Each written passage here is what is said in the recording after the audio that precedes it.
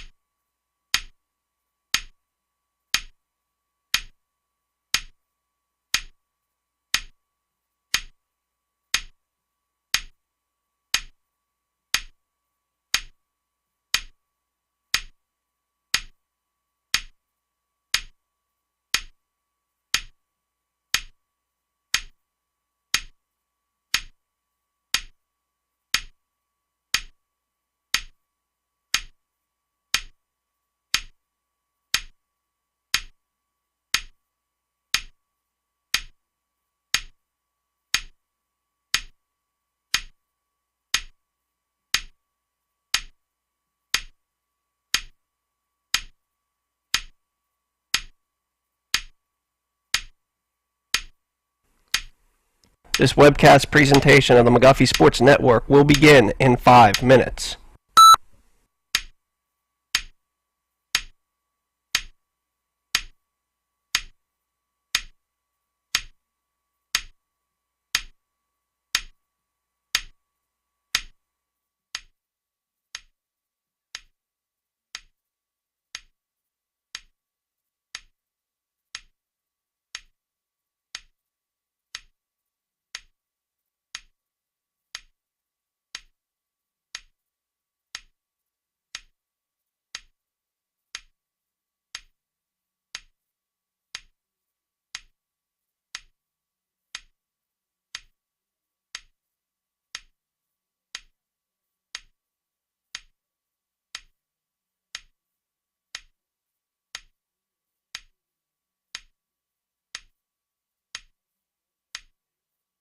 This webcast presentation of the McGuffey Sports Network will begin in 4 minutes.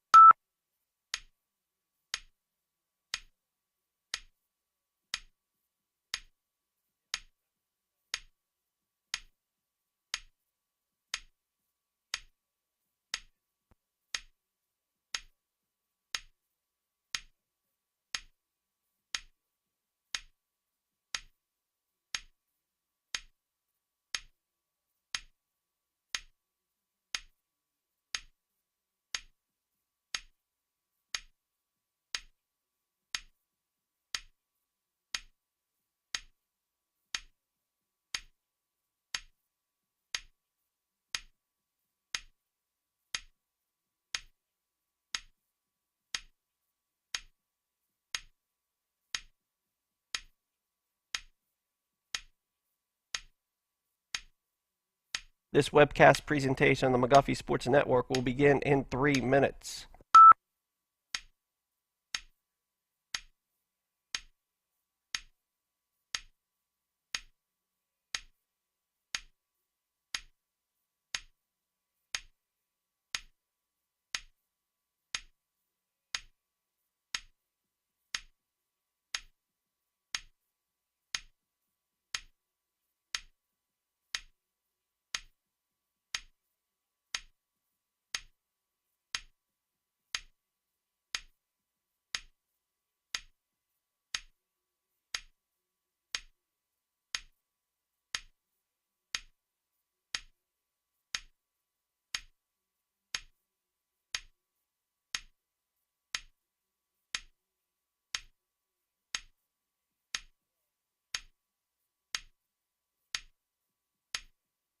This webcast presentation on the McGuffey Sports Network will begin in 2 minutes.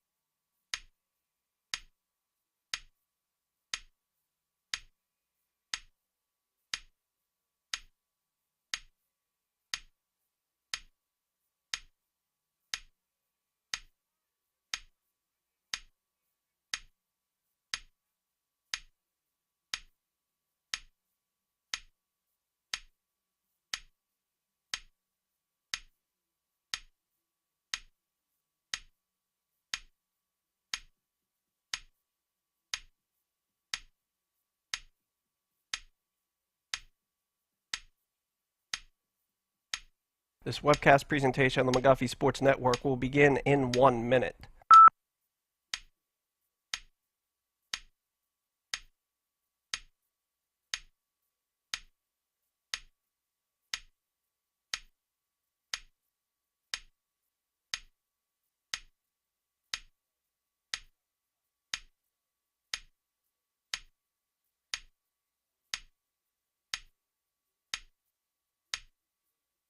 This webcast presentation on the McGuffey Sports Network will begin in 30 seconds.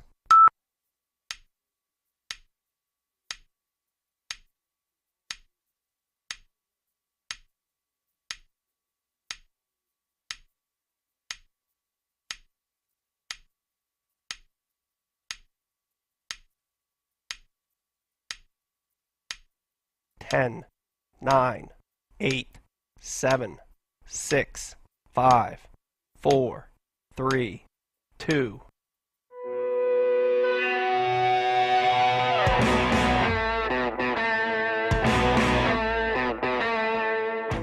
This is the Trib Live High School Sports Network, the official streaming partner of the WPIAL, featuring exclusive coverage of all playoffs and championships. Stretching across 10 counties, 2,000 broadcasts a year, live and forever archived. Trib, hssn.triblive.com. You are listening to the McGuffey Sports Network, the voice of the Highlanders.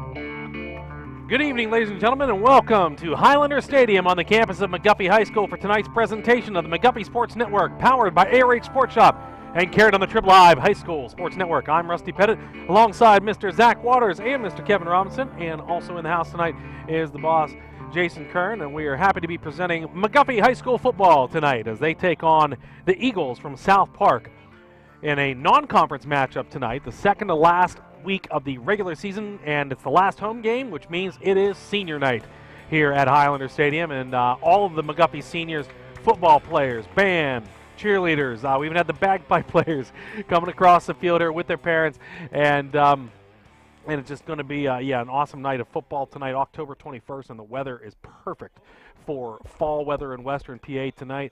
In fact, we're in for a beautiful weekend, I think. I mean, I think we suffered through like the cold this week, all so we could just appreciate how nice this weather's going to be this weekend. I think we might even touch the 70s. That's what they're saying.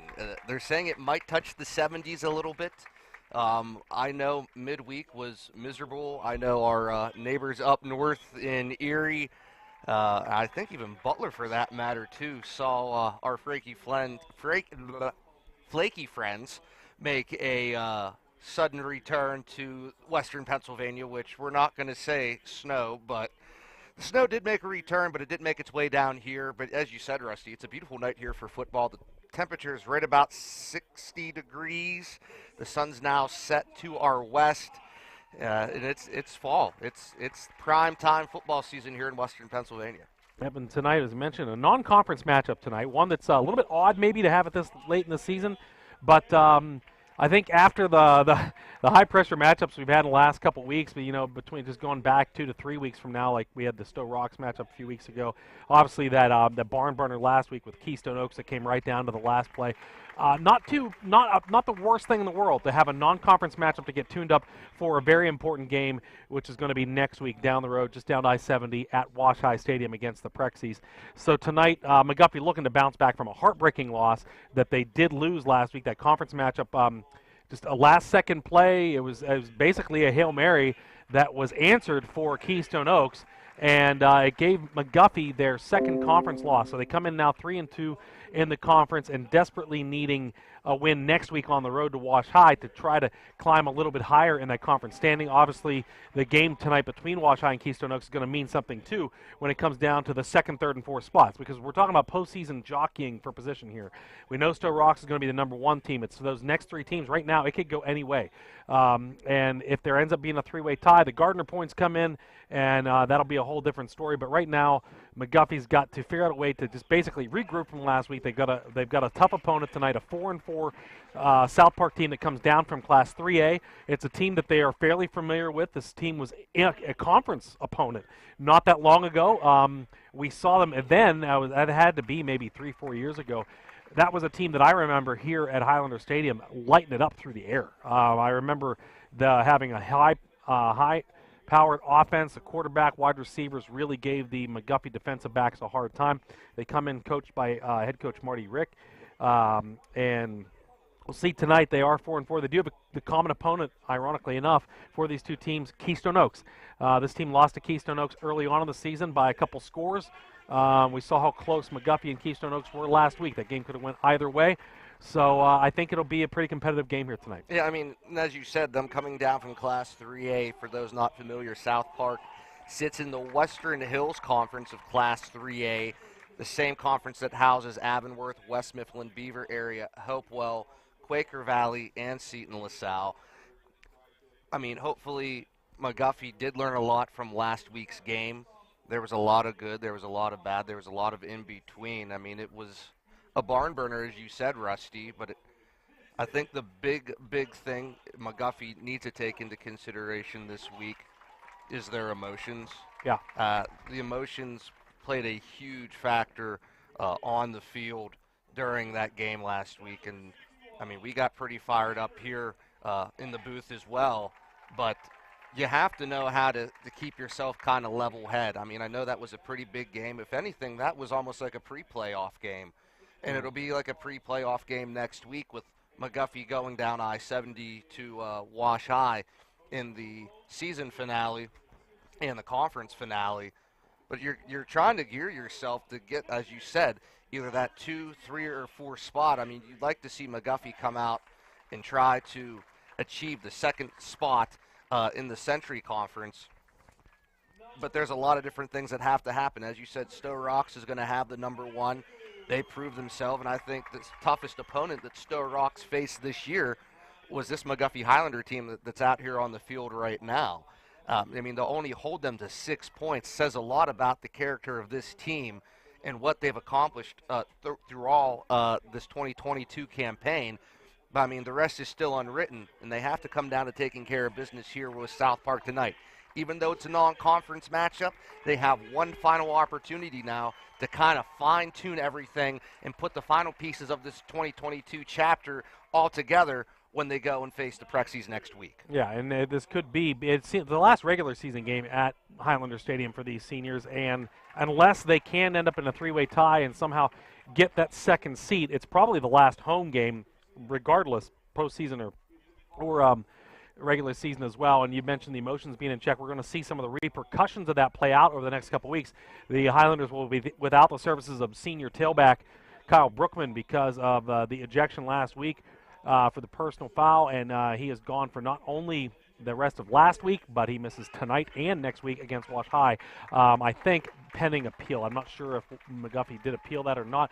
If they did, I guess there's a chance that he could be back for that game against the Prexies. But as of now, that's the way it stands. And then also, I think tonight, I did hear over in the booth over there, the guys talking about Connor Crow not being in tonight. I think he got banged up towards the end of that game last week, maybe a thumb.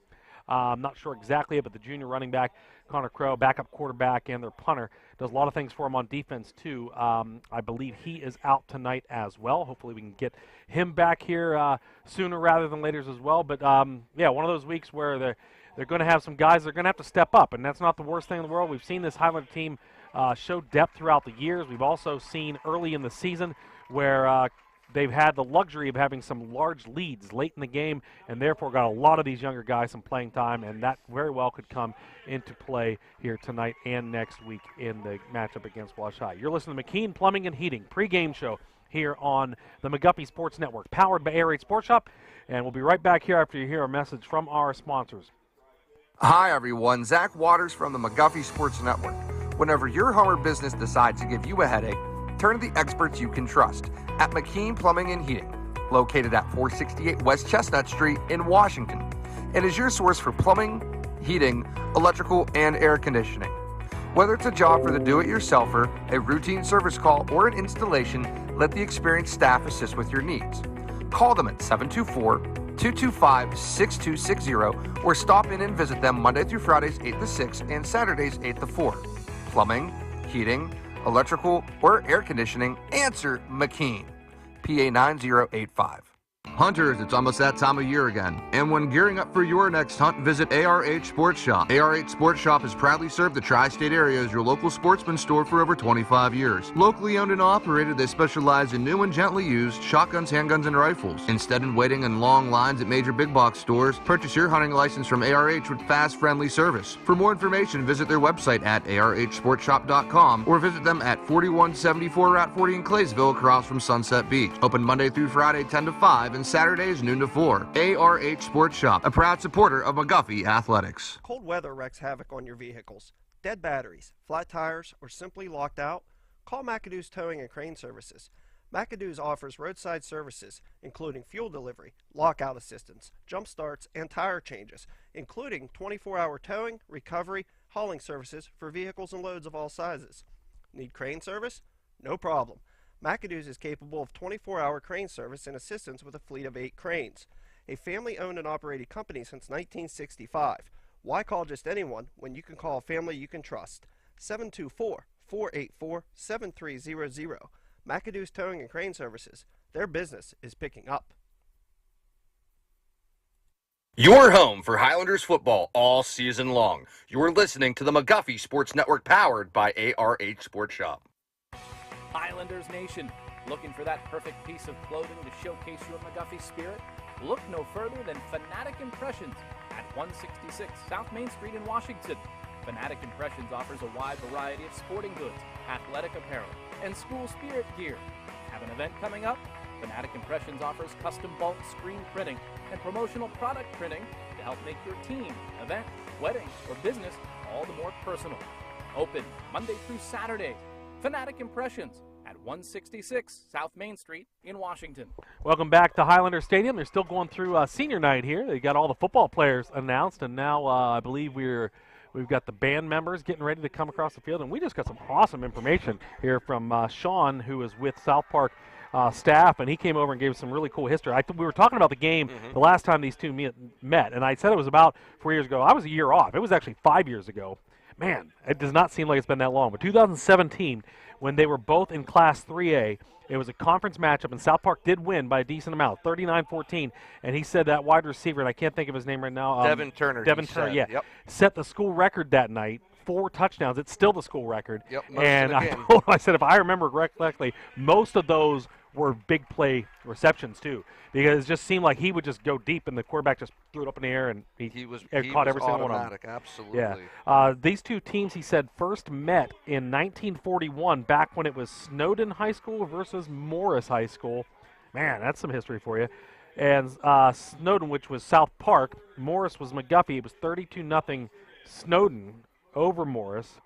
And then in the history between these schools, South Park leads the history matchup 17-8 over McGuffey. So McGuffey would like to make that at least 17-9 after tonight. That would be fantastic. But we want to thank Sean for bringing that over. That's awesome info, and yeah, a really cool history too, especially going back in the day back when these schools have completely different names. I'm sure the district outlines were a lot different then too, and that was back when you had to walk up the hill. Had to walk uphill to school both ways in the snow. 15 if miles, I remember right. That's what everybody says, anyways, right? That's what I've been told. I mean, it was about 5 miles. That's what I tell my kids. I did.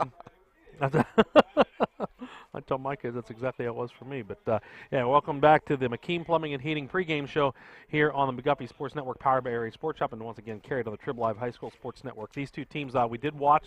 We actually got to watch the entire official coin toss before they got the celebration started here for senior night, and it was won by South Park, but they deferred. McGuffey is going to receive the opening kickoff, and they're going to be heading from right to left on your screen. And once again, let's talk about the screen. We got McGuffeySports.com, where you can tune in to all the McGuffey sports action, not just football, but we got soccer coming up for you on Monday night. The boys soccer team going to be in the playoffs, and Zach and I are going to have that action from you here live against Knock. That is a 6:30 start there to that game. But we are on, of course, the McGuffey Sports Network on McGuffeySports.com. You can always listen live on the Listen Live link on the left side of the page. But this year, happy to present the Watch Live link for every single football game, home and away. And that is courtesy of Mr. Kevin Robinson's with Isaiah Wing's video. So thank you so much for tuning in and joining us here every week. If you can't make it to the games, although if you're not here tonight, I don't know why, because this is beautiful here. It's a perfect night to sit out and watch some football. Next week, we hope we have just as good weather down at Wash High Stadium. And if you don't make that trip, tune in with us. We will have all the action for you here. That will, again, be a 7 o'clock kickoff, so we'll be on the air at 6:30 for that. We are on the air at soccer on Monday, 6:10 for that 6:30 start. And that'll be win or go home for the McGuffey boys soccer team. And, man, I'm on soccer tomorrow, girls, Waynesburg girls down, and I know they're home, and honestly, I was told who they're playing, but now I can't even remember that. Maybe Amani Christian or something. But, yeah, that one, it was one of those where Green Sports needed a broadcast. I was like, let me look. And I had a window between my kid's soccer game and hockey practice later. I was like, I think I can make it down. So we'll squeak it out. Then we're back here, and then I think I very well could be heading out to Penn Trafford on Tuesday to do a volleyball match. Ooh, you're just all over the Well, place. I'm not looking forward to that one because that's a long drive from where I live. Yeah, that's a little bit of a hike. Well, and not only that, so Penn Trafford's out by Murraysville, right? I live by the airport. I'm going to have to leave at like 3 o'clock in order to get on the other side of Pittsburgh. And the bad part is it doesn't matter how early you leave. Yeah. Whenever you jump on 376, everybody knows rush hour traffic is like around the clock whenever you're trying to get through Pittsburgh. Yeah, but nobody It never fails. Nobody cares about what I have to drive with, so that's fine. I don't want to bore them with the details, but I'm just saying this is a busy time of year, and I love it though because it's postseason, and so yeah, with obviously here with McGuffey, we've got the excitement. We know the football team heading towards the postseason. We just don't know where. We do know where the boys soccer team are headed. So yeah, it's just it's exciting time of year. Hopefully the boys win on Monday and they can continue a run because they've had a pretty exciting season. You and I both got to cover a couple of their games, and yeah, they've been competing well. And I think the 2 games that I did, I think they won both of them. Did they win that last game that we did together? They did. Yes, they won the last game we did together, and then they played Bell Vernon. I don't think you were able to make that broadcast, but Bell Vernon topped the conference in soccer and won, and McGuffey went down early, 1-0 in that game. They came back, tied it up, and then early on in the second half, they took an early lead, and they were actually able to hang on to that lead, a 2-1 victory, which if they wouldn't have lost, I think it was to Brownsville a couple of days before that, the Bell Vernon game would have had some stronger implications than what it had. I mean, obviously it helped them punch their ticket to the postseason. Yeah. But they could have been battling it out for 1 and 2, I think, at that point. But still, it'll be a very exciting night tonight, and it's going to be an exciting night on Monday night when we're back in the broadcast booth for playoff soccer, which I can't think the last time we did a playoff soccer game, or if we've even done one, to be honest with you. The boys, you and I did one last year, but that was actually for working for Green Sports, and that was way up in Mars. That was a game that we went all the way up north to do that game, and it was. They shut the lights out on us before we could even get out. We couldn't even get out there. We couldn't even get out of the press box, and the lights were out. It was like, oh, well, good night. And if I remember right, too, there was something else wonky about that. There was some, like the site manager or something was really rude to a kid that had some disabilities and stuff. Wasn't that like that whole, didn't that all happen there? So there was kids from, there were student broadcasters from Waynesburg, I want to say it was, that went up and covered something for the game. One of the student broadcasters was disabled and was in a wheelchair. So one part of him was on one of his buddies. The other part was on his other buddy. And they're walking him up, and like the site director comes out of nowhere, and he's like, "Stop horsing around. I'm throwing you all out of here. Yeah. This isn't a playground. Grow up." And they're like, yeah, they're really? college kids. They were just trying to help their buddy. Yeah, Yeah, they're like, really? The kid's disabled. He's like, yeah, haha, very funny. They're like, no, serious. There's his chair. And then the guy just kind of looked down, mumbled. He didn't apologize. Which was the kicker. He didn't apologize, and you and I just kind of looked at We each other. were We were like, "What's going like, on whoa, here?" yeah, thanks for the nice hospitality, you know? Like, I give that like a half star out of 4, you know? But I think, that was the last soccer game that we did that last year. But yeah, looking forward to being in the comfy confines here. Monday night, boys take on Knock. Once again, 6:10 airtime. They will get started at 6:30. And is there another game on site that night? Are they hosting another one? Because sometimes that happens in soccer. So, Jason, you're supposed to know that stuff. No, I think that's the only one that they're hosting. I thought you knew everything. No. All right. That's why we pay you the big bucks, buddy, right? So, Century Conference standings. We talked about it a little bit earlier. We got Stowe Rocks at 5-0. They're 5-2 on the year. Their only losses were to Steel Valley and Avonworth. They were close losses early on in the year. Keystone Oaks now is tied with Wash High, so that the winner of that one will take sole possession of second place in the conference tonight. And then you've got they're at 3-1. The McGuffey at 3-2. Brentwood, the only other team with a win in the conference, they are 1-3. Both Charleroi and Waynesburg are 0-4, so something's got to give. Somebody has to win in tonight. that one. Yeah, so in that one, that game is not. That is the last game of the season, so that actually is next week. Yeah, Charleroi plays Brentwood tonight, and Waynesburg is. Oh, yeah, that's not going to be good. Waynesburg's at Stowe Rocks tonight, so. That should Stranger things have happened. I know it's not many than that. I know it's not a full moon, but I would say maybe Stowe Rock's bus breaks down on the way, but it's at Stowe Rock, so that's not going to happen. Yeah. Maybe they'll get stuck behind the parade. Maybe they'll get stuck in the parade. Yeah, we got stuck in the parade. We almost didn't make it to the stadium last year. Yeah, we kind of crashed homecoming last year. That was quite the experience, I would have to say. We got all these funny looks, and we just kind of went with it. I think we used about 7 XLR cables to get our audio feed up to Kevin upstairs in that booth. What else was wonky about that? They had the DJ above us. No, he was with us, I think, wasn't he? No, he was above us. Was he up there too? Oh, he's up there with the rock. Yeah, the DJ was up there with. You could barely hear anything. Wow. Yeah, that was a crazy atmosphere. And the press box itself too. It only had the one door. You had to walk in one side. It was like a trailer, and you couldn't get out the other side. You were trapped. Yeah, but it was hot. We got it done. But tonight, the matchup tonight, and we are about 8 minutes away from the official start of this game. So what we're going to do, they're wrapping up senior night. We are going to step aside and give our amazing sponsors some airtime here, and then we'll be back and get you ready for opening kickoff. I want to thank you again for listening to the McKean Plumbing and Heating pregame show here tonight on the McGuffey Sports Network, powered by ARH Sports Shop and carried on the Trib Live High School Sports Network. Highlanders Nation, looking for that perfect piece of clothing to showcase your McGuffey spirit? Look no further than Fanatic Impressions at 166 South Main Street in Washington. Fanatic Impressions offers a wide variety of sporting goods, athletic apparel, and school spirit gear. Have an event coming up? Fanatic Impressions offers custom bulk screen printing and promotional product printing to help make your team, event, wedding, or business all the more personal. Open Monday through Saturday. Fanatic Impressions at 166 South Main Street in Washington.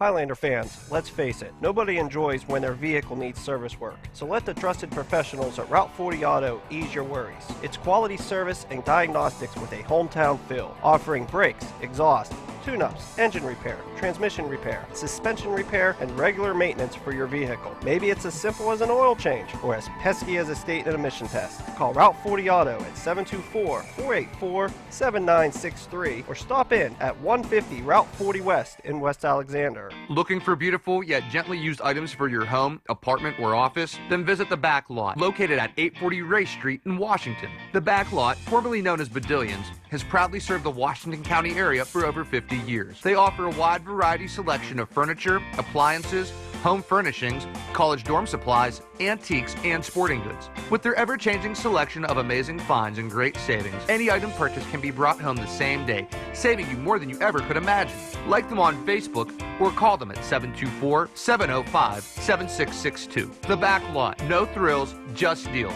Something for everyone. Your home for Highlanders football all season long. You're listening to the McGuffey Sports Network, powered by ARH Sports Shop. Jim Murray's Auto Service, located at 122 East Railroad Street in Washington, offers full auto repair, state inspection, emissions, brakes, alignment, tune-ups, oil changes, whatever ails your car or truck.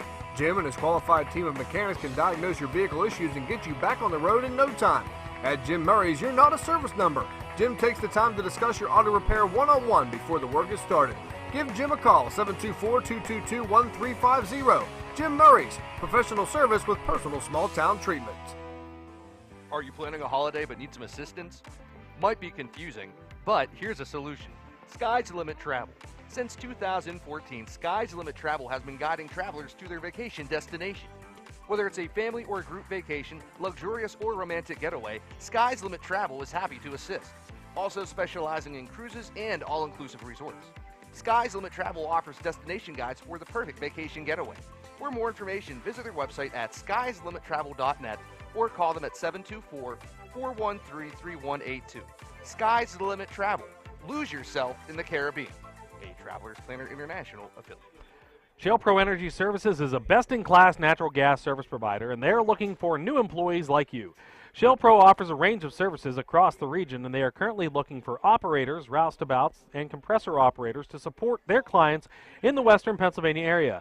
Working for Shell Pro doesn't only give you full-time local work, but they also offer paid vacation time, health insurance, dental and vision insurance, company-matched 401k, and several supplemental insurances. To apply, stop into any Shell Pro office or visit their website at www.shellpro.com. Welcome back to the McGuffey Sports Network, powered by RH Sports Shop. Carried on the Triple Live High School Sports Network and to the McKean Plumbing and Heating pregame show. Just wrapping up the senior night festivities here. And they went through everything. They did football. It was amazing. They did golf. They did cross country. You name it. They got all the seniors in. So really nice celebration tonight. You can see the marching band across the way getting ready. They are going to do the national anthem soon. So we've got a few minutes to wrap things up. And I just wanted to add, it's a very special night whenever you can get together at an event like this, especially with it being football, to recognize the accomplishments. I just wanted to throw a quick shout out to the Trinity Hillers tonight, just for the simple fact their senior night was it was partially ruined. They were still going to recognize the student athletes for the fall season, but their game versus Carrick tonight, Rusty, was actually canceled midweek, and they could not find an opponent. Oh, Trinity, yeah. So they didn't find one. Not, okay. But they were still going to honor all their fall senior athletes, the cheerleaders, the football team. Yeah.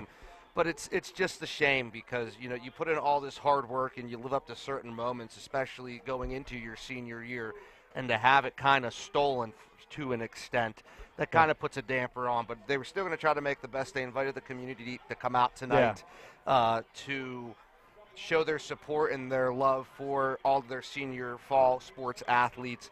But just wanted to give a quick shout out to my old alma mater and all of the senior fall sports athletes that are getting recognized tonight, especially the football team, though they couldn't be playing. Yeah.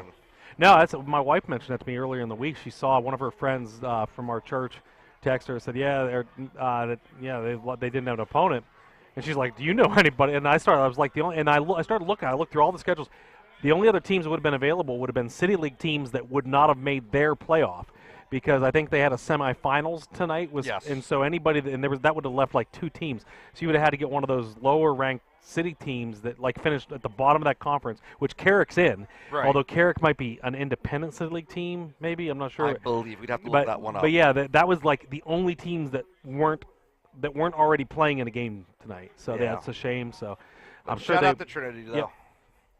So we're about to have the playing of the national anthem. So we will be right back here to wrap things up on the McKean Plumbing and Heating pregame show on the McGuffey Sports Network, powered by RH Sports Shop, carried on the Triple Live High School Sports Network. Looking to earn fast cash for scrap metal and vehicles?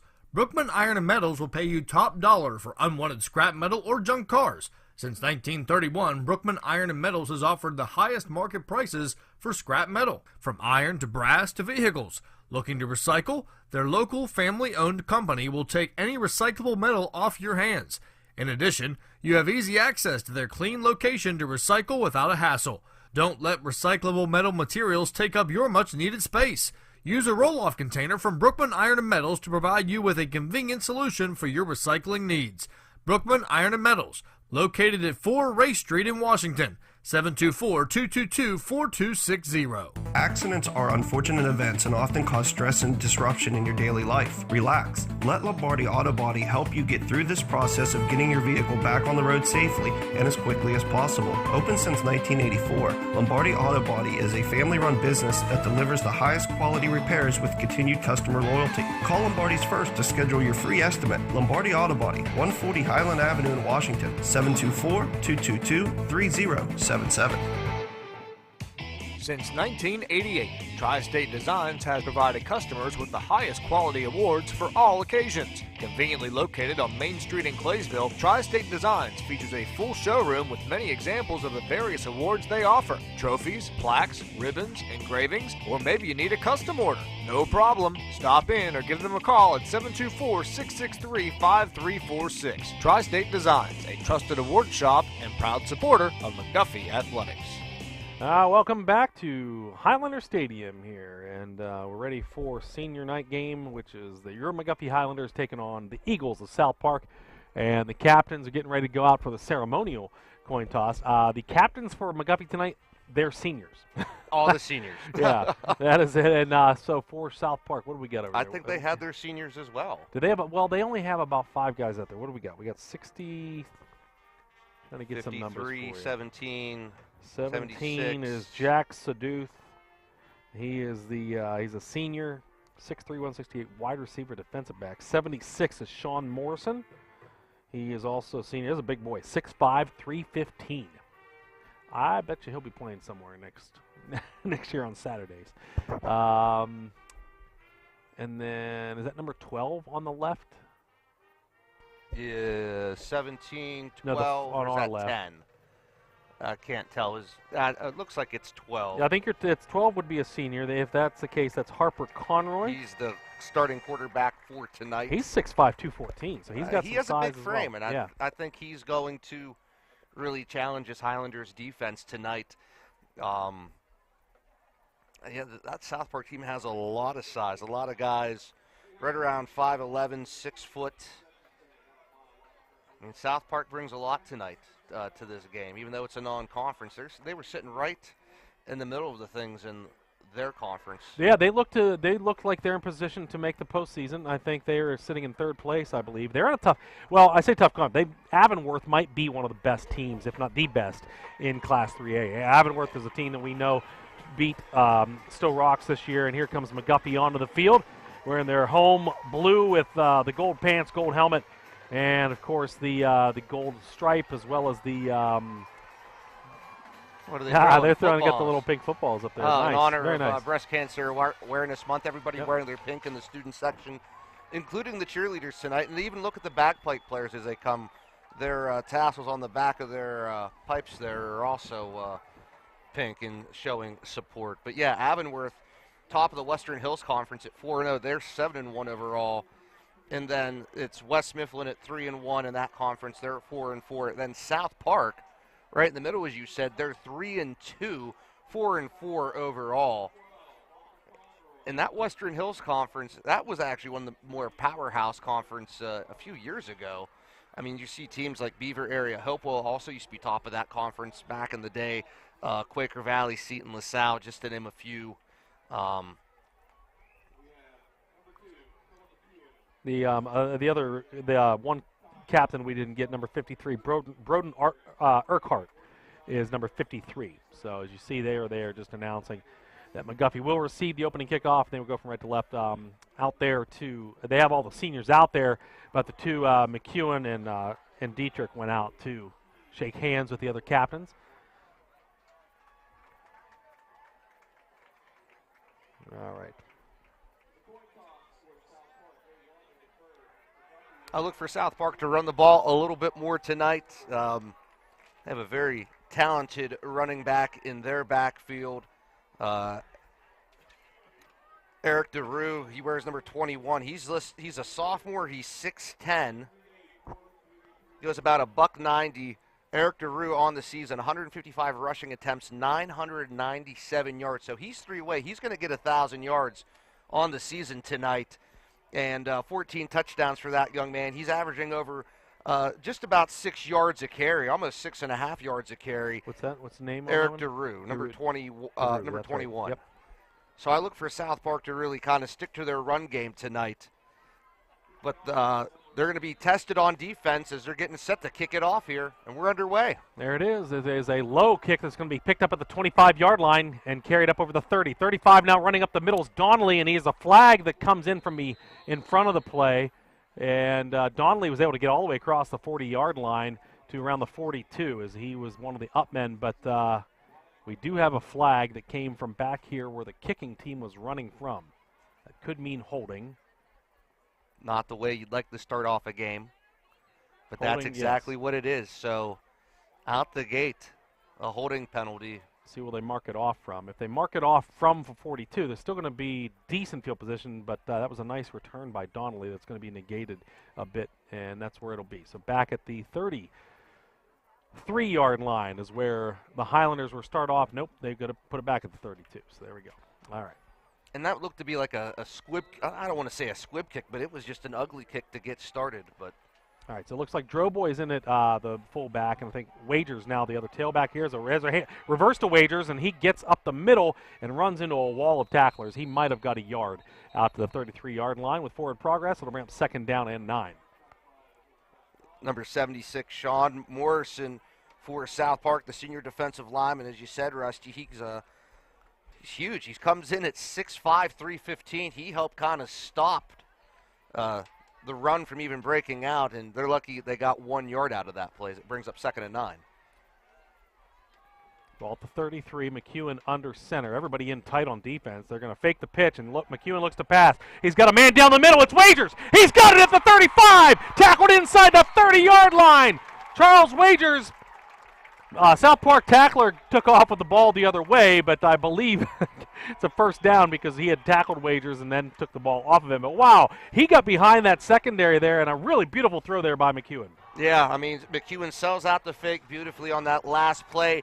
He sees Wagers. Wagers starts in doing the fade, comes back, starts running the hash, and you watch it here on the replay. I mean, everything about this was just poetry in motion. Three-step drop by McEwen, and he hits Wagers beautifully across the 40. It's a huge first down, and McGuffey's on the move. 1st and 10, ball at the 27-yard line. McEwen under center. Man in motion is Wagers. And up the middle. No, keeping it is McEwen. Gets across the 25, dives forward near the 22-yard line. That is a pickup of 5, and that'll bring up 2nd down and 5.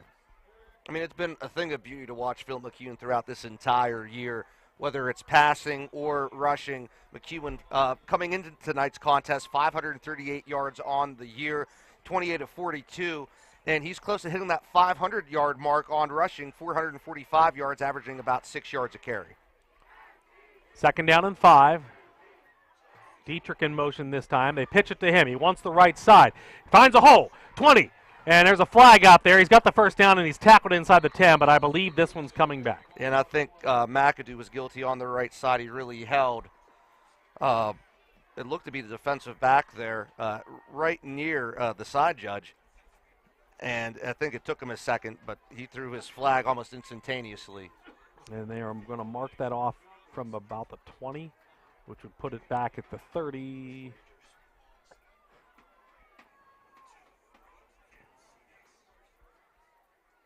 Now we'll see where they put it down. 31. Okay, 31 is where they'll mark it. That will bring up 2nd down and 14. So McGuffey will try to overcome that penalty yardage there. They had a nice situation with 2nd down and 5, but now behind the sticks on their first drive of the game. Just under 10 minutes to go here in this opening quarter. McAdoo goes to the short side on the right side of the field. Travis White split wide to the left. McEwen under center, gets it up the middle of the draw boy. He's pushing forward, and he gets past some tacklers, and he got almost near the first down stick. Wow, he just kept moving up the field, and he's inside the 20, down near the 18-yard line. I think he's about a yard shy of the first down. I mean, he took that handoff beautifully. The hole opened up to the right side, just a simple fullback dive. He had one man to try to get past, and unfortunately he gets tripped up 1 yard shy.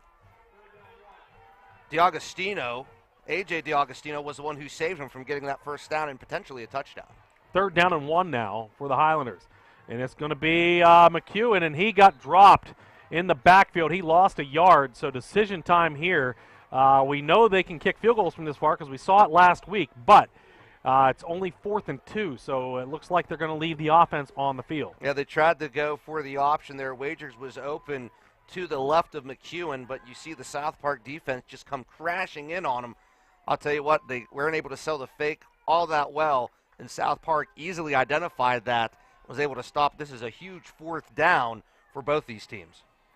They have to get to the 17-yard line. Here's the play. Man in motion is Dietrich.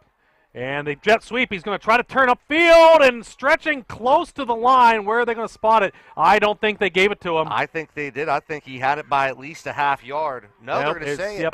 They did not give him the spot, so it is turnover on downs. They're going to put him right at the 18. And that's unfortunate because it looked like he had stretched out a little further. But turnover on downs. McGuffey got inside the red zone, but couldn't go any further, and South Park will have the ball. Not the way you wanted to start your first drive offensively, but now South Park has a lot of real estate to work with at their own 18-yard line. 8:22 left here in the opening quarter of a scoreless game. They come out in the shotgun. Harper Conroy, the quarterback. Daru is his sidecar to the right. There's the snap. It's low, and he throws over the left side. He's got a man wide open, 25, and gets out for about an 8-yard gain around the 27-yard line. It'll be, looks like gave him 9 on that. It's going to bring up 2nd down and 1. Nice job by Nate Rumistan leading the charge on that tackle. So 2nd down and 1. That was soft coverage over there. There was not anybody near him. That'll be there all day if you're going to give that much cushion. They need to get somebody on the slot over here. They do move Dietrich out now. 2nd down and short. There's a snap. They give it to Daru, and he is hitting the backfield, and he is not going to get the first down. In fact, I think he lost a yard as they mark him down at the 26-yard line. Yeah, you saw the linebacking core that time get into the backfield easily. Leading the charge for McGuffey was Dietrich, and he stopped him. And I think he got no gain. Loss of a yard, Oh, it 3rd was down a and loss. 2 now. Thank you. Everybody's in tight for South Park. 3rd down and 2 for the Eagles. Oh, and they got McGuffey to jump off. A free 5 yards. 1st down, South Park. It's been a problem all year for the Highlanders, and it rears its ugly head very early in this game, and they will march it off, and that'll move the sticks for the Eagles. I'm not going to sound like a broken record, but you know how I feel about that. Watch the ball. Don't listen to the cadence. Watch the ball. 1st down and 10, ball at the 31-yard line after the penalty. They'll come out in the shotgun again. 2 wide receivers to the short side on the left. 1 to the right. Conroy in the shotgun, man in motion. They're going to give it to Daru, and he gets hit in the backfield again and dropped. This time he's going to lose 2 yards back to the 29-yard line. Yeah, Daru went nowhere, and who else but Troy Falosk leading the charge. He was able to stop Daru right in his tracks. He got through the double team there. He did, and that's a loss of 2 for the South Park offense. It's going to bring up a 2nd and 12 at the 29. Morgan Shriver in there as well to help out on that tackle. 2nd down and 12. 3 wide again, 2 to the left, 1 to the right. It's again Daru to the right of Conroy in the backfield. And he looks left again. Throws. It's almost intercepted by Dietrich. That was a good adjustment there. They tried to go to that short stop route out there in the flat, and this time Dietrich kind of just snuck out there, and I don't think Conroy saw him at all. No, and Dietrich, if he could have had a couple more inches to get vertical, I think that was an INT at minimal, but Dietrich just had some mad hops on that last play, and he was able to bat it. Talk about being in the right place at the right time. Big play coming up for the Highlander defense. 3rd down and 12. They go 2 wide receivers to this right side, 2 backs in the backfield in a pistol formation here for Conroy. He gets it, and he's going to roll out here to his right. A little bit of pressure. Now he throws down the field. He's got a man, and it's bobbled and incomplete. It would have been about a yard shy of the 1st down yardage there. He was trying to hit. That's Conroy out there. That's number 12. Who's the quarterback? Zach Ludwig was throwing that ball. Oh, so wow. Ludwig is back there taking the snap. Sorry about that. Apologies to Harper Conroy. Zach Ludwig as the one that threw that pass. Conroy now going to be the punter. But he was out on that wide receiver pass there, so I apologize for those previous snaps. Looked like number 12, but that was number 13. Back deep. Who do we got? It's not Connor Crow because he is out this week. And that looks like Wagers back there. He has been returning punts here for the most of the second half of the season. There's a snap. Conroy's punt is going to be a nice one. Big high wobbler. Fair catch called for by Wagers. And he drops it on the ground, and who's got it? Does South Park have it, or did his teammate come in and get it? Wow. Nate Romastan came in and bails out Wagers because he was Johnny on the spot covering up that muffed punt, and that will give the Highlanders the ball in pretty decent field position at their own 43-yard line. Wow. I mean, that looked like it was for sure a turnover. I mean, that's a pretty big break for McGuffey on that one. But I thought you had to give the receiver at least some type of a buffer trying to catch it. The way that the punt team was going down on Wagers, it looked like they weren't really giving him, and I think that might have gotten his head a little bit. Now, he was a little short on that. He needed to come up under it. He ended up having to reach for it at the end, and that's what caused the muff. But nonetheless, they do get the ball back here. They go 2 wide to the left. They're going to quickly snap it. Follow the fullback up the middle is McEwen, and he's out close to midfield, about a yard shy. He'll be at the 49-yard line. That's a gain of 6 on 1st down. So once again, their quarterback getting positive yardage up the middle. Yeah, some great lead blocking by the men up front, and as well as Dylan Droboy, he's been a prime example of everything you want in a good blocking fullback. And again, he's shown why he's earned his spot on the field. Ryan Keith goes to the left side. Wide to the right is Tristan McAdoo. Philip McEwen under center. 2nd down and 4. They pitch it. Dietrich wants up the middle. across the 50, still pushing forward. First down across the 45, still on his feet, all the way down near the 30 or the 41-yard line. Nice carry there by the tailback as he just would keep pumping those legs. Yeah, I mean, he kept him high. He hit the hole, and you know who else was out there leading the way for him was his own quarterback, Philip McEwen. And he actually was trying to stiff-arm him to shove him to tell him, get out of the way, I'm coming through. But he ran into a couple of South Park defenders before finally getting stopped. It's a first down for McGuffey as they enter Eagles territory. Second time tonight they've been in South Park territory. Their opening drive stalled inside the 20-yard line. McEwen under center, 1st and 10. And Dietrich in motion. Up the middle to the fullback, and Droboy is hit. He might have gotten a yard. No? Where are they going to put him? I think maybe give him the 40, which will make it 2nd down and 9.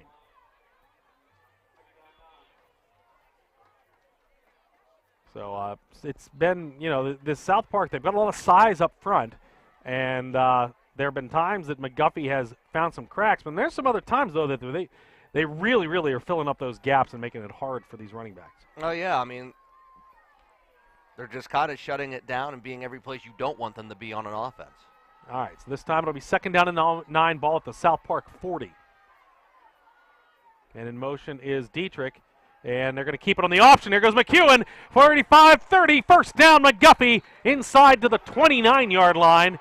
And a late hit on the play. Oh, here comes a late flag, yes. And that came from way back away from it, but number 70 for McGuffey ended up on as well. That was Reno Presto was hit late, and this might tack on some yardage for the Highlanders. Yeah, I think that was Eric DeRue involved in some extracurricular activity for the Eagles as he got tangled up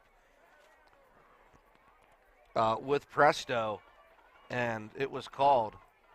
It is on South Park. So they'll add, it was going to be at the 29. That's his first personal foul. And you can kind of watch it here. There's a really nice hole on the right side and nice wall of blocking for McEwen to get that 1st down. And then just on the bottom right of your screen, you can see what happened there. Referee that actually talked to DeRue right after that was not the one that threw the flag. But nonetheless, the 15 yards will march all the way down to the 14-yard line. And with 3:59 left in the first quarter, still scoreless here, McGuffey knocking on the door. You know, for one, their first trip into the red zone, trying to abolish that goose egg. 1st and 10, man in motion is Wagers. Back to pass, looking into the end zone is the man. He's got Dietrich. He's got it for the touchdown. 14-yard pass and catch. McEwen to Ethan Dietrich, and McGuffey is on the board. Dietrich all alone, a little streak route right down the hash, flip-flop fly, and he catches it in the end zone for 6. McGuffey on the board with 3:47 left here in the first quarter. Philip McEwen, that's the 2nd time tonight he's hit a tailback down the middle of the field, and both times they've gotten behind the defenders. You wouldn't think getting that close down that you'd be able to get behind the defenders that close to the goal line, but they did. Here's the extra point attempt, and Dylan Stewart's attempt is up and good with 3:47 remaining in the first quarter of play. McGuffey leads South Park 7-0. Right back here on the McGuffey Sports Network, powered by RH Sports Shop, carried on the Triple Live High School Sports Network. Alexis Family Dentistry is a full-service general dental practice offering comprehensive dental health care service in a friendly, relaxed atmosphere. Dr. Alexis, a McGuffey graduate, is inspired to make patients her priority by working together for your healthier smile. Her goal is to help you relax and address all your questions and concerns. Your individual treatment plan is crafted to fulfill all your dental health needs and to reach your goals for a beautiful and healthy smile. Call Dr. Alexis today at 724-470-9750 to schedule your appointment. Dr. Alexis, a proud Highlander supporter. Welcome back to Highlander Stadium. McGuffey with a 7-0 lead. That came off the pass from McEwen to Ethan Dietrich for 14 yards, and they are on the board 7-0 with 3:47 to go here in this opening quarter of play. Their second trip down into South Park territory. This time they capitalized with the touchdown, and it'll be Stewart kicking off. He's allowed to kick off from the left side of the 40. What do you know? What do you know? Oh, my gosh. He's allowed to, that goes, yeah. We'll leave that alone. Stewart's kick here from right to left. And that is end over end heading down towards this corner. Nice kick there, and it's caught inside the 10, up over the 15 to the 20, and a little bit of a hole across the 25. Still breaking away here, and on his way across the 40-yard line is A.J. D'Agostino. And D'Agostino had a nice return after he got past that first wave of tacklers, and he sets up the Eagles all the way out at their own 43-yard line. Just a lot of arm tackling by the kickoff team for McGuffey that time. Not something you want to do. Was able to get past the first and second lines of defense, and I believe it was number 7, Isaiah Dale, coming up and making the stop for the Highlanders before getting to kicker Dylan Stewart. But good field position for the Eagles as they start out their own 43. Zach Ludwig, the junior 6'1", 192 quarterback, awaiting the shotgun snap. 4 wide this time. DeRue, they're going to throw the screen to him. Donley's out there, makes him cut inside, and then he gets hit. And he loses the ball. It's on the ground. McGuffey says they have it, and they do. Turnover on the first offensive play of the series. And there's the quarterback, Phillip McEwen, playing safety. Comes up and scoops it up and gives himself the ball back. And that's what you want to see out of your defense. That's getting this crowd and this team fired up. DeRue kind of started the breakaway, and you saw, everyone I was able to identify early on that this was going to be a screen from the get-go. You go back to the replay. Nice job by Donley to beat that block and force him inside where it was Logan Smith that caused the fumble. And then McEwen comes in as he is under center here. 1st and 10 at the 42-yard line of South Park. They're going to pitch it to Wagers. He wants to head up the middle. He's got a hole. 40 and down near the 35-yard line as he is tackled forward there. And that'll be a pickup of 7 and bring up 2nd down and 3 for the Highlanders. Yeah, Urquhart on the stop. And I think if it wasn't for Urquhart, Wagers would have been well on his way deep inside South Park territory. But still, it's a nice pickup of 7. Going to send McAdoo to the right side, and it looks like Ryan Keith is going to line up on the left as in a tight end position. So only 1 wide out here. 2nd down and 3. Pitch it to Dietrich. Look at those blockers across the 30.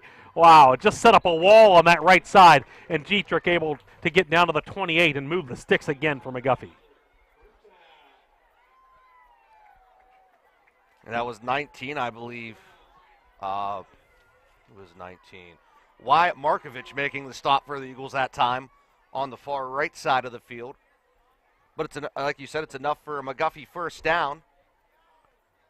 Travis White brings the play back into the huddle.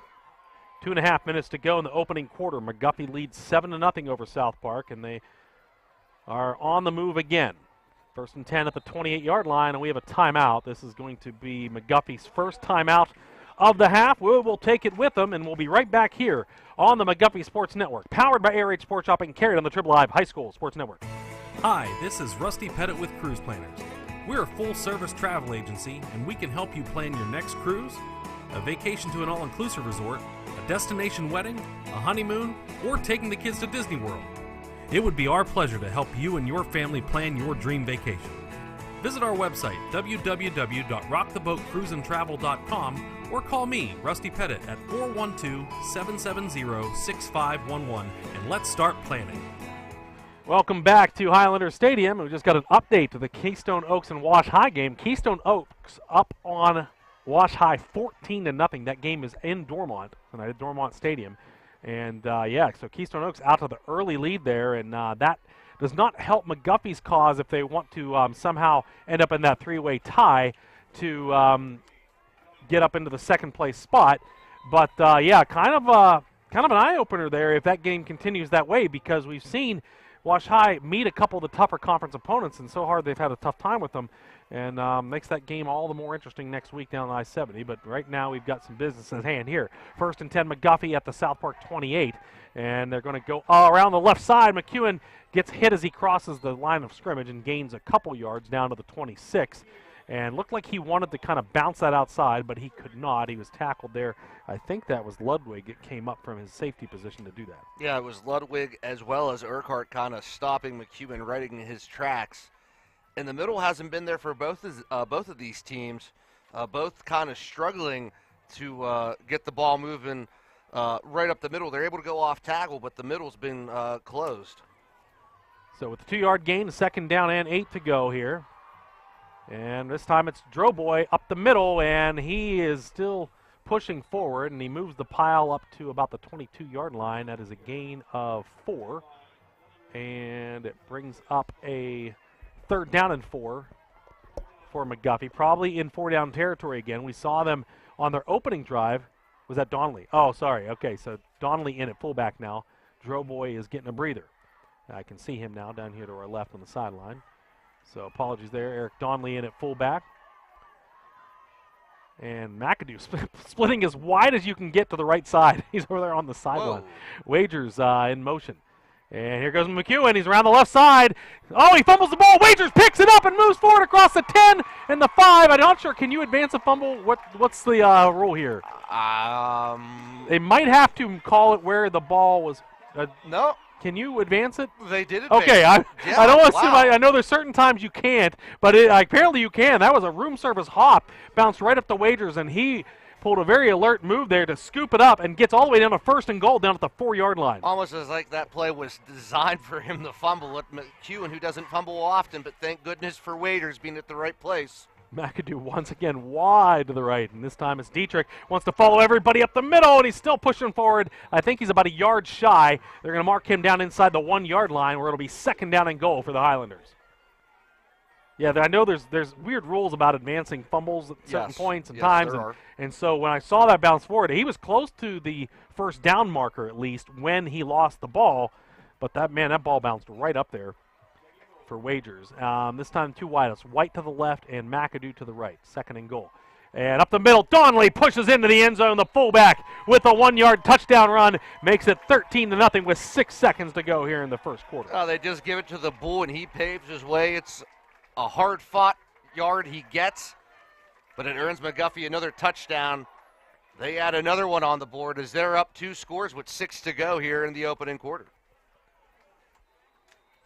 It'll be Stewart again for the point after attempt.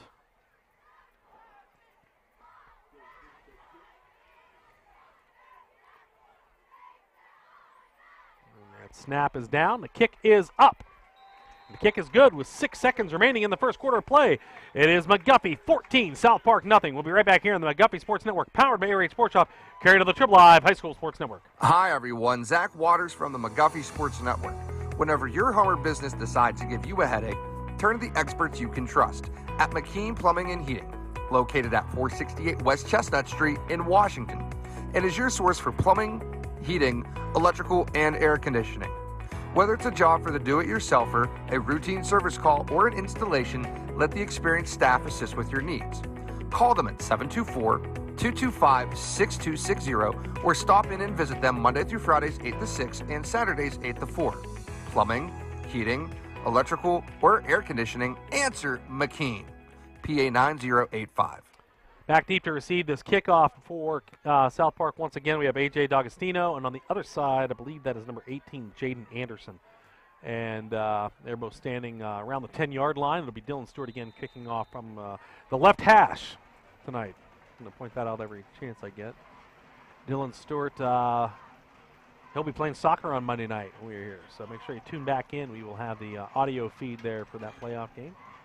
Here's the run-up and Stewart's kick, and it's a low end, scoops past the up man, going to be taken by D'Agostino at the 25, up over the 30, and here he goes. He's got one man to beat, and it's Stewart, and there he goes.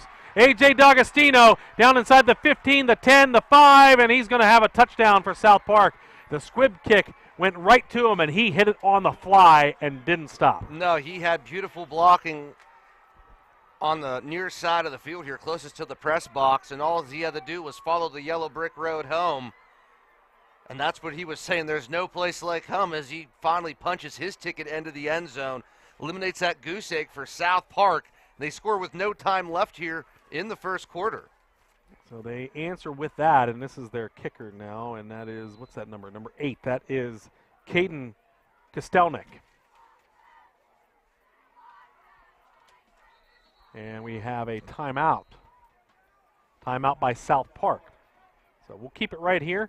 And as they, did we see where he caught that? It was around the 20, between the 20 and 25-yard line. I think it was right about the 22, maybe 23-yard line. So unofficially, we'll call that a 78-yard kickoff return for D'Agostino. And tell you real quick about the Chapman Corporation. Chapman Corporation, one of our great sponsors here at the McGuffey Sports Network. They're headquartered in Washington, PA, and they've been providing industrial customers with civil, mechanical, and electrical construction services for 70 years. In addition to their construction skills, they also provide pipe, metal fabrication, as well as engineering capabilities. Their customer base consists of clients in the natural gas, power, steel, chemical, and glass industries. Chapman Corporation, located in Washington, PA. Also want to give a shout-out to Community Bank as one of our sponsors, as well as Janovich Masonry. So here we go. We will tell you exactly where he picked that ball up. And all right, so where we go? We can go. Takes a bounce at about the 24. He fields it right at the 22. Good call. So 78-yard kickoff return. Good job, Zach. All right, so now Kostelnik will attempt the point after attempt. Try to make this a 7-point game. Snap is down. The kick is blocked. And that was Mr. Eric Donley getting right through the middle there. And the point after attempt is blocked. We're going to keep, well, no, it is the end of the quarter. So we'll take our quarter break. And at the end of one quarter of play, it is McGuffey 14, South Park 6. We'll be right back here on the McGuffey Sports Network, powered by ARH Sports Shop, here on the Triple Live High School Sports Network. Hunters, it's almost that time of year again. And when gearing up for your next hunt, visit ARH Sports Shop. ARH Sports Shop has proudly served the tri-state area as your local over 25 years. Locally owned and operated, they specialize in new and gently used shotguns, handguns, and rifles. Instead of waiting in long lines at major big box stores, purchase your hunting license from ARH with fast, friendly service. For more information, visit their website at arhsportshop.com or visit them at 4174 Route 40 in Claysville across from Sunset Beach. Open Monday through Friday 10 to 5 and Saturdays noon to 4. ARH Sports Shop, a proud supporter of McGuffey Athletics. Highlanders Nation, looking for that perfect piece of clothing to showcase your McGuffey spirit? Look no further than Fanatic Impressions at 166 South Main Street in Washington.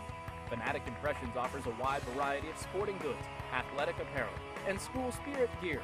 Have an event coming up? Fanatic Impressions offers custom bulk screen printing and promotional product printing to help make your team, event, wedding, or business all the more personal. Open Monday through Saturday. Fanatic Impressions at 166 South Main Street in Washington. Welcome back here. Kostelnik is their kicker, number 8. Sorry. 11 is their return man. That's D'Agostino. That's my fault. Yeah. Kostelnik is about to kick off, actually, and here he goes, and that one is going to be, wow! If he meant that to be an onside kick, that was a good one. And that is going to be a nice pickup there by Morgan Schreiber right at the 48-yard line. And, wow, that was real quick. I was about ready to look where that ball went, and before I knew that, Schreiber had it. So good thing for McGuffey. That's great field position. They will start the second quarter off with this first down at their own 48-yard line. Looking to answer that kickoff return by South Park as they lead 14-6. McEwen under center, now heading left to right. Wagers in motion. They give it to him on the jet sweep. He tries to cut through the hole, and he does dive across midfield. And actually, no, they're going to put him right at midfield. So gain of 2 on the play makes it 2nd down and 8 for the Highlanders. Yeah, who else but Urquhart being Johnny on the spot to stop Wagers for a very short gain of 2. But it's enough to get McGuffey to the midfield stripe. Ryan Keith will bring the play into the huddle. He will split wide to the left side. To the right side goes Tristan McAdoo. Droboy back in there at fullback as McEwen goes under center and on 2nd down. Pitches it to Dietrich, wants to head up the middle, and he's going to go left there after he goes through the hole. Stiff arm at the 40, gets the first down and more. Down inside the 40 near the 37-yard line is where they're going to spot the ball. And he tried to shed off Kenyon Brown, number 2 of the Eagles, but he just wasn't able to shake him. But it's a huge first down for the Highlanders and Dietrich for that matter as they're marching into South Park territory. They have the ball 1st down and 10, this time at the 37. They have been inside the Eagles' territory on all 4 possessions now. The first drive, the only one that stalled, they lost it on downs inside the 20. McAdoo to the right side, Travis White split to the left, which is the short side of the field. And there's a man in motion's Dietrich. They want to pass, looking over the middle again. Now McEwen's got to run, and he's got some pressure. Can he get around the corner? And he's going to get rid of it here by the sideline. Oh, and he's hit late. Yeah, Coach Ed Dalton wants a flag. He's not going to get it. That would have been DeRue again. DeRue's already been in some issues tonight as he already got a personal foul called against him.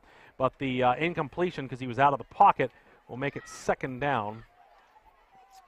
They're saying the ball was tipped as well. I mean, he's lucky for that matter. I mean, he did have a receiver in the vicinity who was about 10 yards in front of him, and that was Dietrich. But, I mean, that could have been disaster for this McGuffey offense. First time they've dropped back the pass and haven't had success tonight. They've had a couple big pass plays, including the opening touchdown. They'll try it again, 2nd down and 10 from the 37-yard line. And this time they pitch the inside reverse here. Wager spins off one tackle, and then he's hit by the second wave, and he gets no gain on that. So that will bring up 3rd down and 10. Ludwig was one of the tacklers in there. Yeah, for so the was Eagles. DeRue as well.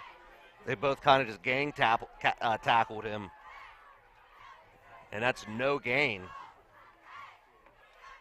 The offense seeming to lose its spark here on this drive, trying to get something put together. First down marker is at the 28. See if they go to the air here to open things up, or planning for 4-down territory, maybe they will stay more conservative on the ground. But nonetheless, 3rd down and 10 at the 37 of South Park.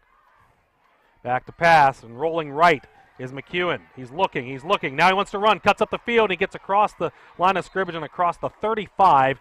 And actually, they're going to put him right at the 35, so that's only a gain of 2 yards, and that will bring up 4th down and 8 for the Highlanders. Probably going to go ahead and keep it here just because to punt, you're asking a lot. You don't have your starting punter this week with Connor Crow being out, so McGuffey just going to keep things on offense and try to convert this 4th down and 8. He might take a timeout there. Well, they got about 15 seconds left on the play clock. They're going to have to hustle. Just amazing how fast DeRue's been able to come off the left they side are of that going line. to take the timeout. There was 5 seconds on the play clock, so they'll take the timeout. We'll take it with them. We'll be right back here with 9:05 left in the half. It's McGuffey 14, South Park 6 on the McGuffey Sports Network, powered by ARH Sports Shop, carried on the Triple Live High School Sports Network. Highlander fans, let's face it, nobody enjoys when their vehicle needs service work. So let the trusted professionals at Route 40 Auto ease your worries. It's quality service and diagnostics with a hometown feel, offering brakes, exhaust, tune-ups, engine repair, transmission repair, suspension repair, and regular maintenance for your vehicle. Maybe it's as simple as an oil change or as pesky as a state and emission test. Call Route 40 Auto at 724-484-7963 or stop in at 150 Route 40 West in West Alexander. All right, back here after the Highlanders timeout, their second of the half. It comes at 9:05 to go in the second quarter of play. It's McGuffey 14, South Park 6, and McGuffey looking to answer South Park's touchdown. They return their kickoff back for 6 points, and they're going to come out here on 4th down and 8 at the 35-yard line of South Park. They're going to send Ryan Keith to the left side, McIndoe split to the right on the short side of the field. Back to pass. It's McEwen. He looks right. He sees McIndoe down the right side. Single coverage. He's got it at the 10, the 5. Tristan McIndoe into the end zone for the 35-yard touchdown reception. McAdoo winds up. Let's try this again. He spreads out wide to the near side of the field. McEwen, couple steps, drop back, rolls to his right, just sends a floater, and McAdoo takes it in for a McGuffey touchdown. Tristan McAdoo got some separation there and then broke a tackle at the 10 and skipped his way into the end zone there. And now Dylan Stewart does the holding, of course. Snap is down. That kick is up. And that kick is good with 8:57 to go in the half. McGuffey now leads 21-6 over South Park. Right back here on the McGuffey Sports Network, powered by ARH Sports Shop, carried on the Triple Live High School Sports Network. Looking for beautiful yet gently used items for your home, apartment, or office? Then visit The Back Lot, located at 840 Race Street in Washington. The Back Lot, formerly known as Badillions, has proudly served the Washington County area for over 50 years. They offer a wide variety selection of furniture, appliances, home furnishings, college dorm supplies, antiques, and sporting goods. With their ever-changing selection of amazing finds and great savings, any item purchased can be brought home the same day, saving you more than you ever could imagine. Like them on Facebook or call them at 724-705-7662. The Back Lot. No thrills, just deals. Something for everyone. Back here at Highlander Stadium, senior night, and so far some seniors shining tonight, 2 of them on that play. Philip McEwen, his second touchdown pass of the night. He hit a fellow senior, Tristan McAdoo, for a 35-yard touchdown reception. That's his second of the night, or second touchdown pass of the night for McEwen. He hit a 14-yard touchdown pass to Ethan Dietrich on their second possession to open up the scoring tonight. This time, Eric Donnelly going to do the kicking here as he runs up. And it's a slow liner. It's going to go out of bounds inside the 40, and that should give South Park some pretty good field position. Somewhere between the 40 and 35-yard line, and but that's better than D'Agostino running it all the way back. So yeah, it's not something you'd like to have on an ensuing kickoff every half. Right at the 38-yard line of South Park, that's where it went out of bounds, so that's where the penalty will be assessed. Now mark off 5 yards from there and put it at the 43. So South Park with excellent field position, but once again, after watching D'Agostino hit that hole, he's had 2 really good returns tonight already. That last one, he took it all the way. And on offense here, Ludwig's going to be in the pistol again. They go 2 wide. To the left side is Conroy. To the right is number 17, Saduth. Ludwig, he gets the snap, gives it to DeRue, and he gets through a hole and then gets across the 45 and gets out to about the 47-yard line. That's a gain of 4, and it'll bring up 2nd down and 6 for South Park, probably their most productive run play tonight. Yeah, they got some positive yardage on that last play. Able to kind of break the seal up a little bit and get the ball moving north instead of south. This time they send both wide receivers to the right side, both Conroy and Saduth. Sidecar is DeRue to the right side of Ludwig. In the shotgun, he gets it, hands off to DeRue again. This time he's hit by Falas because he gets through the hole, and he pushes out towards the 50. A gain of about 3. That will bring up 3rd down and 3 for the Eagles. South Park definitely trying to get this offense going with the feet of DeRue. And with the 3rd and short, they need to try to capitalize here before the half comes to an end. I mean, there's just under 7 minutes to go, but you're trailing 21-6. Everybody in tight here. 2 tight end formation. Actually, 3 tight ends in the formation. And they're going to go with a handoff and hit in the backfield, and no gain on the play there for DeRuth. And actually, no, that was D'Agostino on the handoff. So it's going to be 4th down and 3 now after D'Agostino was stopped for no gain. Yeah, breaking that play up for McGuffey was Reno Presto that time. He was able to get in the backfield and try to hinder D'Agostino from advancing.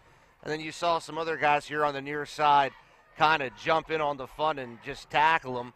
So it brings up a 4th and 3, and South Park has to go for it here if they want to make this any type of a game. Watch the hard count. Do not jump offside here, please. Just watch the ball. 4th and 3, big chance here for McGuffey, and they're going to direct snap to DeRue, and he's across the 50, and he's got the 1st down as he gets down inside the 45-yard line. And it showed nice patience there as the hole was not there at first, but then he hit it to get down to the 44 and move the chains for the Eagles. And, yeah, I mean, with that, DeRue well over 1,000 yards on the season. But, yeah, you said the key word was patience that time, Rusty. And he kind of let his line do everything else for him, and then all the hard stuff was in. All he had to do was follow his blockers. 1st and 10, South Park inside McGuffey territory at the 44-yard line. Direct snap again to DeRue.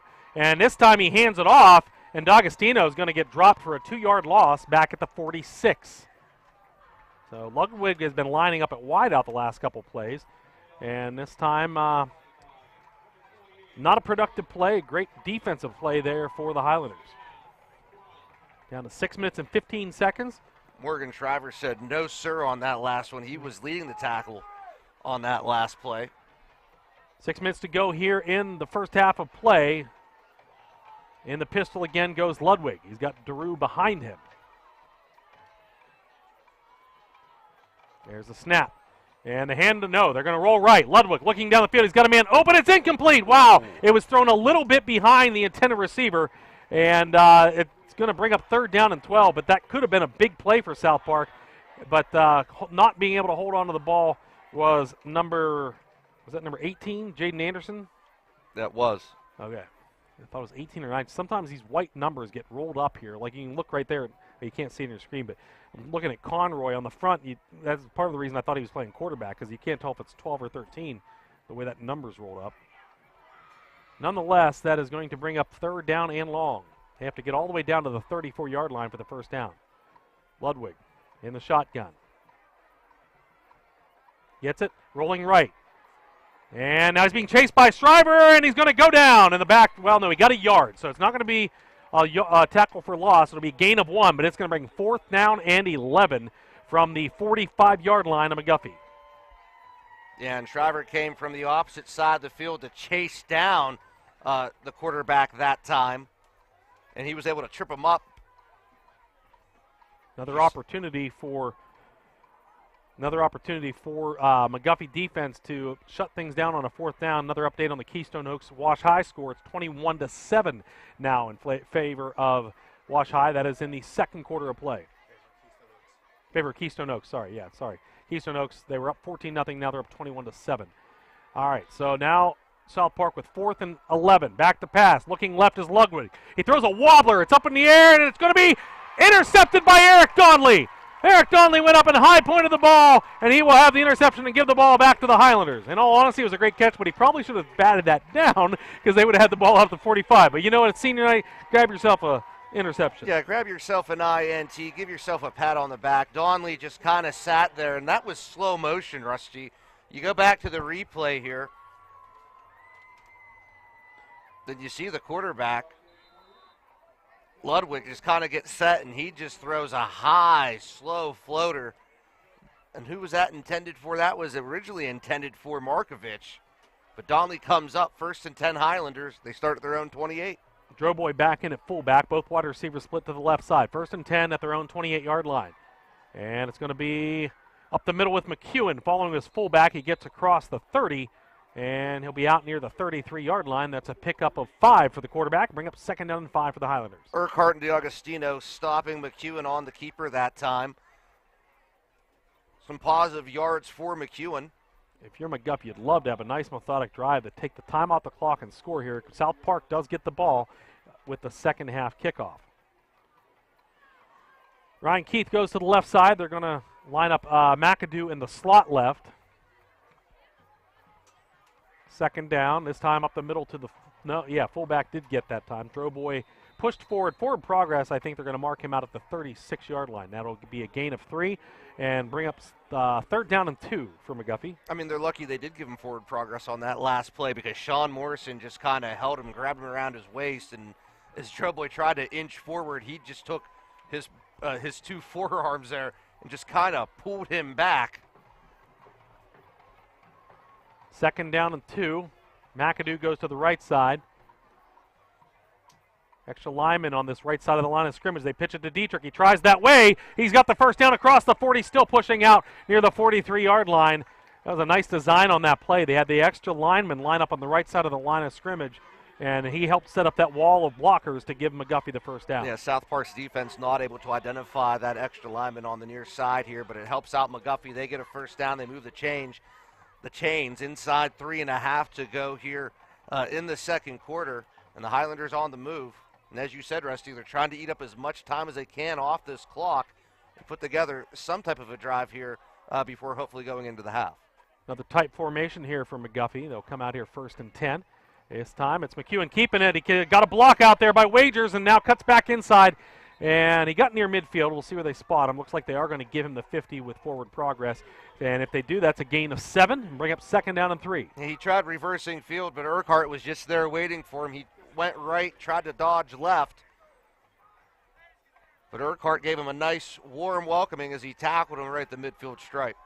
This offensive line is getting a really nice push on these running plays, especially when they go off tackle. I mean, they're pushing those linebackers, defensive back, about 5 yards back. The running backs and McEwen aren't seeing resistance a lot of times until they get 5 yards down the field.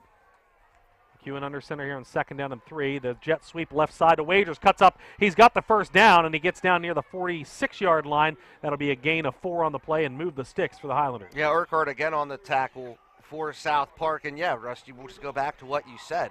Everything off tackle is there, but, I mean, if Wagers could have realized he had a blocker who was outside, he didn't have to cut that so far up and in where all the action was happening. He could have maybe started to go that way. But you have to have a good peripheral as a running back from that vantage point. You know, even though something might look good right here, give a quick look around you and see what's opening up. You know, you might just go ahead and surprise yourself. They're at the South Park 46-yard line. 1st down and 10. Man in motion's Dietrich. And they're going to roll out to left side. Now looking back here towards Dietrich on the wheel route. He's got it inside the 30. Fights off a tackle and spins inside the 25-yard line for the 1st down. It was a beautiful catch. Nice wheel route. Excellently run by Dietrich that time. Back in coverage was DiAgostino. He couldn't stay with him. And Dietrich actually used the body of DiAgostino as a little bit of an advantage as he was able to roll off of him. We go back here to the replay. You know, McEwen kind of starts left, comes it back right. And the beautiful wheel route right there caught. And then you see him spin, and then he rolls to try to get one more yard. And the Highlanders up the middle of the drill boy, and he pushes that pile forward and gets nice yardage inside the 20, down near the 18-yard line. That looks like a gain of about 5. And we have a whistle on the play. Timeout. Timeout McGuffey. So McGuffey takes the timeout with 1:15 to go in the half. McGuffey leads 21-6. We'll be right back here on the McGuffey Sports Network, powered by ARH Sports Shop, carried on the Triple Live High School Sports Network. Jim Murray's Auto Service, located at 122 East Railroad Street in Washington, offers full auto repair, state inspection, emissions, brakes, alignment, tune-ups, oil changes, whatever ails your car or truck. Jim and his qualified team of mechanics can diagnose your vehicle issues and get you back on the road in no time. At Jim Murray's, you're not a service number. Jim takes the time to discuss your auto repair one-on-one before the work is started. Give Jim a call, 724-222-1350. Jim Murray's, professional service with personal small-town treatment. Welcome back here. Still on the timeout here. You got some scores for us while they do that? Yeah, a couple of scores, a couple of big scores, actually. We'll go right to it. The Mapletown Maples down there in Greene County, who have been phenomenal so far this season. They're hanging on to a 2-point lead over Monessen, 14-12 here in the second. Bell Vernon on top of Southmoreland, 28-0. The Keystone Oaks game, 21-7 in favor of the Keystone Oaks over W. Burgettstown shutting out Avella 24-0, and West Green on top of Jeff Morgan, 14-6. Second down and 5 after the timeout for the Highlanders. They're inside the red zone again. Man in motion is Wagers to the left. Back to pass is McEwen, looking left, throws out that way in the flat. It's going to be incomplete. He was trying to hit Dietrich out there, and there was good coverage by DeRue on that to break it up and bring up the 3rd down and 5. Yeah, probably not the smartest time to throw to Dietrich. He had Wagers kind of running a wheel route over and across, about 5 and out. That could have been wide open, but DeRue was on Dietrich like sticky paper. And that easily could have went the other way if he threw it just behind him by about a half yard. So McGuffey with no timeouts left. There's a minute 10 in the halftime, in the first half left, and they've got the ball here. 3rd down and 5. This time they're going to go keep it. It's the option left. Wagers tries to get the corner. Oh, he's hit short of the 1st down. He's going to get to about the 22. In fact, he's going to run all that way for just a gain of 1 and bring up 4th down. So McGuffey is going to have to hustle here, and they're going to send out the field goal unit. This is a good call. Dylan Stewart's going to head out there, try to get some points on the board here. Why rush things? Yeah, no. You don't have any timeouts left anyway, so it'll be McEwen with the hold, and they can let this wind down a bit if they want. South Park might take their own timeout.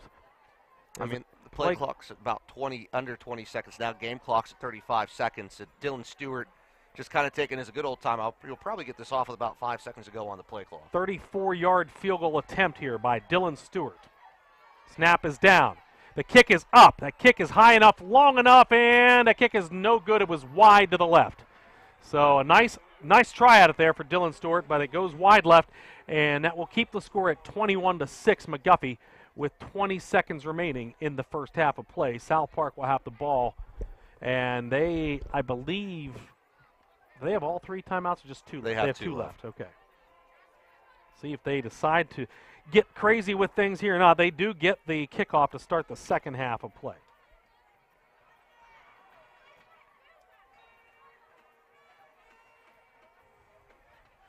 They will have the ball right at the 20-yard line per rule here for the kicks that are missed inside the 20. And they are going to spread things out a bit. They go 4 wide, 2 to each side, so Ludwig might try to air this out. They are backing off in coverage a little bit. Man in motion here to the right, and now back is Ludwig. He's got some pressure. He gets it off, and it's going to be, oh, wow.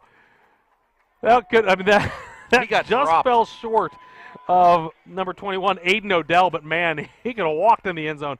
That was pressure off that left side, and I didn't see who brought it. It might have been Morgan Shriver. That's who it looked like. He came off that left side strong and fast and allowed Ludwig no time to even react. Now they're going to think better of it, and it looks like they're going to go into victory formation here to down this and just head in the locker room. They had a guy jump off side, so – or no, sorry. Dawson Guy's move. He actually did snap the ball. So that should be the last play in the half as time will wind down. Your score at the half is McGuffey 21 and South Park 6. We will be right back here for halftime on the McGuffey Sports Network, powered by ARH Sports Shop and carried on the Trib Live High School Sports Network. Are you planning a holiday but need some assistance? Might be confusing, but here's a solution. Sky's the Limit Travel. Since 2014, Sky's the Limit Travel has been guiding travelers to their vacation destination. Whether it's a family or group vacation, luxurious or romantic getaway, Sky's Limit Travel is happy to assist. Also specializing in cruises and all-inclusive resorts. Sky's Limit Travel offers destination guides for the perfect vacation getaway. For more information, visit their website at skyslimittravel.net or call them at 724-413-3182. Sky's the Limit Travel. Lose yourself in the Caribbean. A Travelers Planner International affiliate. Looking to earn fast cash for scrap metal and vehicles? Brookman Iron and Metals will pay you top dollar for unwanted scrap metal or junk cars. Since 1931, Brookman Iron and Metals has offered the highest market prices for scrap metal, from iron to brass to vehicles. Looking to recycle? Their local family-owned company will take any recyclable metal off your hands. In addition, you have easy access to their clean location to recycle without a hassle. Don't let recyclable metal materials take up your much-needed space. Use a roll-off container from Brookman Iron and Metals to provide you with a convenient solution for your recycling needs. Brookman Iron and Metals, located at 4 Race Street in Washington, 724-222-4260.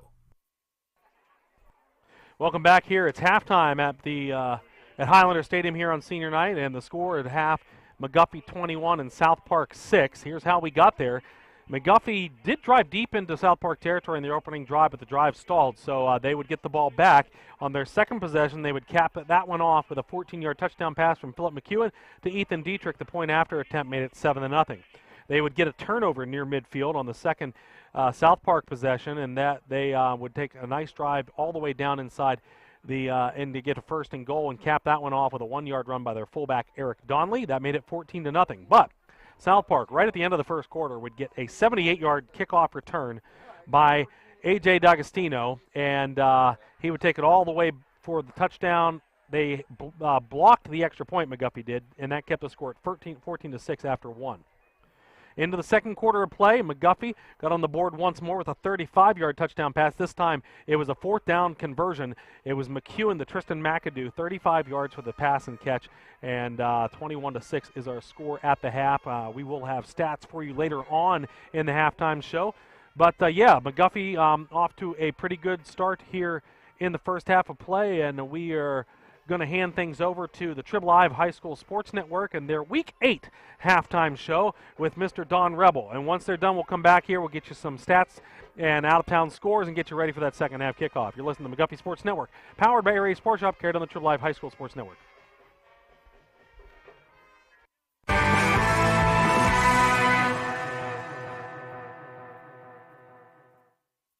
Week 8 edition of the halftime show here on the Trib Live High School Sports Network, right smack dab in the middle of the stretch run of the 2022 regular season. More and more teams have clinched after Week 7. More and more will be added to that list after Week 8. We'll break it down as best as we possibly can as you enjoy, right before you enjoy the second half of the game you're checking out here on the Trib Live High School Sports Network. No, that's not Chris Harlan. That is James Dotson. He is the Manny Mota of the network. Coming in, nobody gets that. That's under the age of 40, but that's okay. Oh, why don't you call me Manny Diaz? I can be the closer here. How's that? All right. Do we have to play that? Is he the one with that toe tap and music? I can hear my nephew playing in the background. I love it.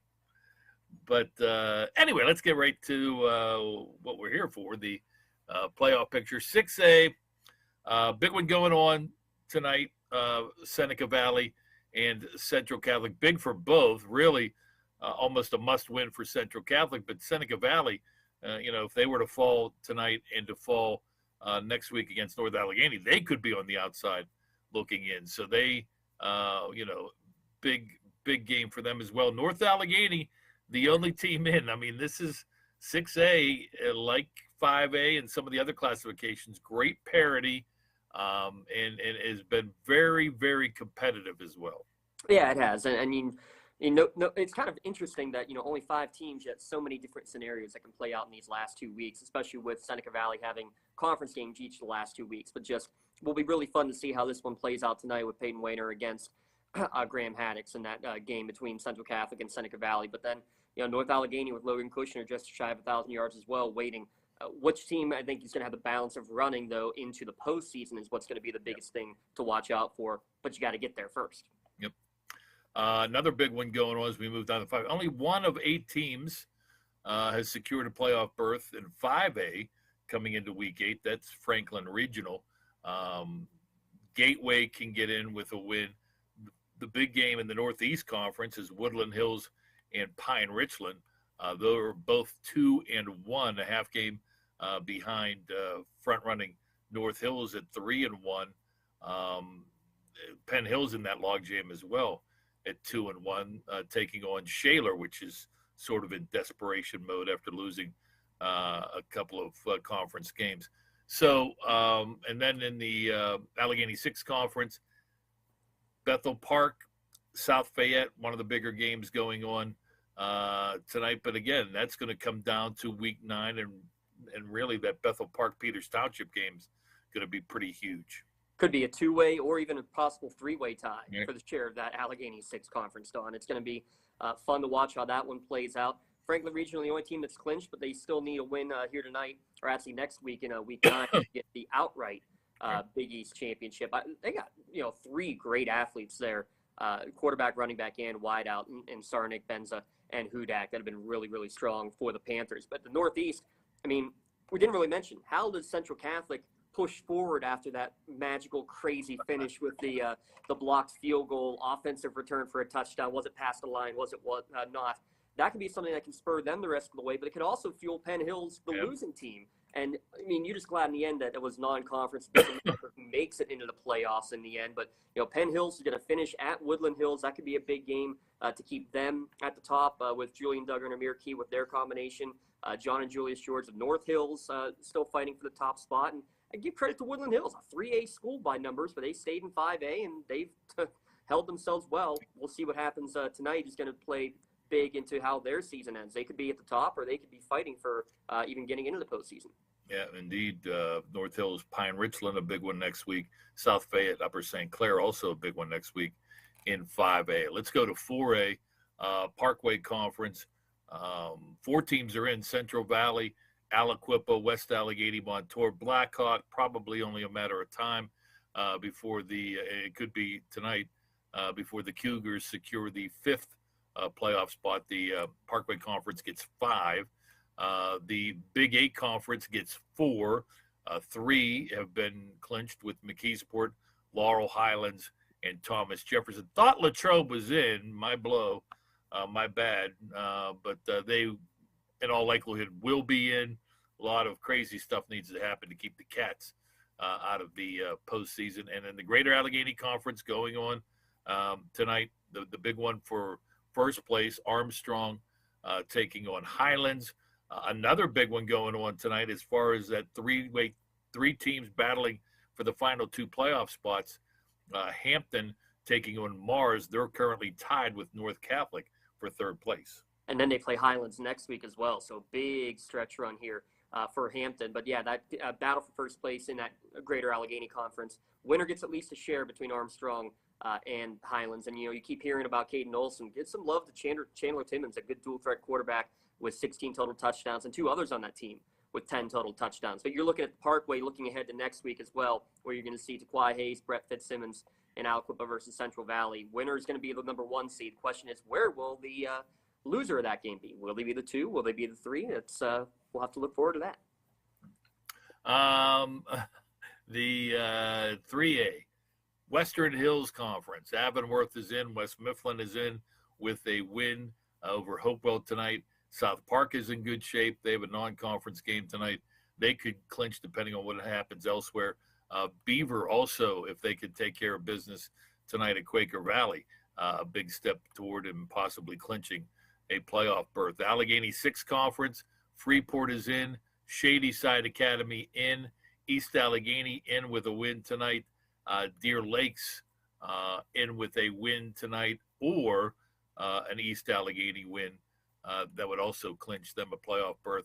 Interstate Conference, EF is in, Bell Vernon is in. Those two headed toward a showdown in Week 9. Southmoreland also back into the playoffs for the third time after a nasty 40-year drought ended in 2019. Mount Pleasant knocking on the door. Yeah, but look at that Southmoreland Bell Vernon game tonight as being a big part for the seeding as well, Don. I think it's going to be one to watch for. A tough finish with Bell Vernon, Southmoreland, and EF to finish. And give some love to the Scotties. How about Ty Kefner with 16 touchdowns and 58 receptions on the year? Great numbers there for the Southern Scotties. We'll talk about the Northern Scotties in a minute. 2A Allegheny Conference, Steel Valley is in, Sarah Catholic is in, Ligonier Valley is also in. 2 more spots still up for grabs. MAC Conference, Beaver Falls in, Neshannock in, Western Beaver in, looking like Riverside and Mohawk will claim the final 2 playoff berths. And Mohawk, that would just add to that great story. And in the Century Conference, Stowe Rocks, Washington in, McGuffey, Keystone Oaks on the brink. KO, if they could beat Washington tonight, clinches. And then Washington hosts McGuffey next week, which will be big for that number 2 versus 3 spot potentially. Well, either way, no matter what.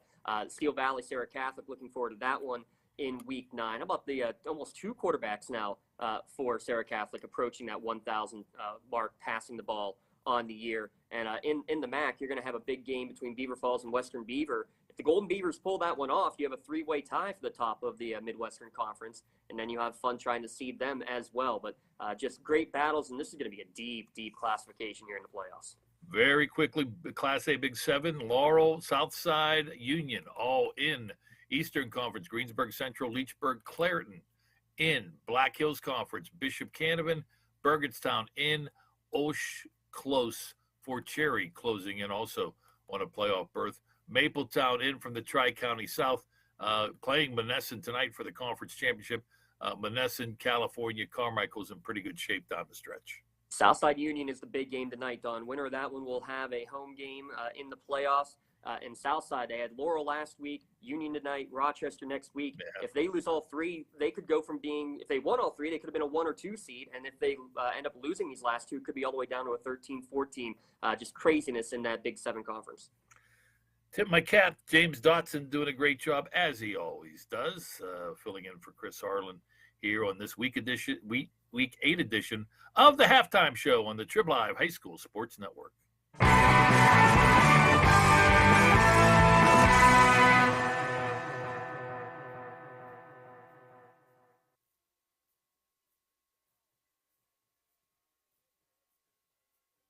Your home for Highlanders football all season long. You're listening to the McGuffey Sports Network, powered by ARH Sports Shop. And welcome back to the McGuffey Sports Network. Halftime here at Highlander Stadium.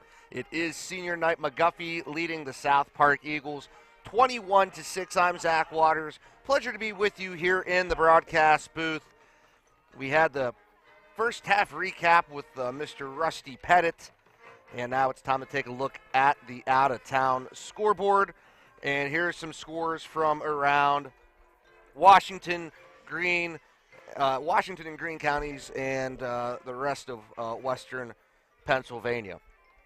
Some scores rolling in to us right now. Mapletown holding on to a 2-point lead over Monessen. It's 14-12 Mapletown at the half. Burgettstown leading Avella 24-6. West Greene, 14. Jefferson Morgan, 6 at the half. Bethel Park leading South Fayette, 14-9. Bell Vernon extending its lead over Southmoreland, 35-0. It's Kennebec McMillan, 6. Peters Township, 3 at the half. Things are getting close in the Keystone Oaks Wash High game over at Dormont Stadium. Keystone Oaks holding on to a 7-point lead. It's 21-14. Carmichael's on top of Bentworth, 34-14. What other scores do we have? Beth Center on top of California, 8-7 in the second quarter. What else do we have?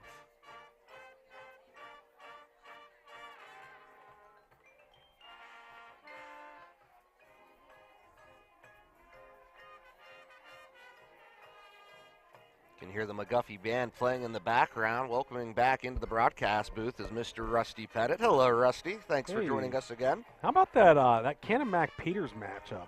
6-3 at halftime. Who would have And thought? Cannon-Mac making a late surge in this second half of this football season. They knocked off Upper St. Clair a couple weeks ago in a matchup that I don't think anybody saw that coming. And now playing a pretty tough Peters team as well. And they've seemed to peak at the right time. From a lot of talk in the Cannonsburg area. I mean, as you know, with my job, we cover a lot of Washington and Greene counties. In some of the homes that I've been to in Cannonsburg, a lot of the parents are actually those of football players. And, I mean, we've talked football, and just the way the team has kind of did a 360 going late into the season. I mean, they're really opening a lot of eyes around the greater Cannonsburg area.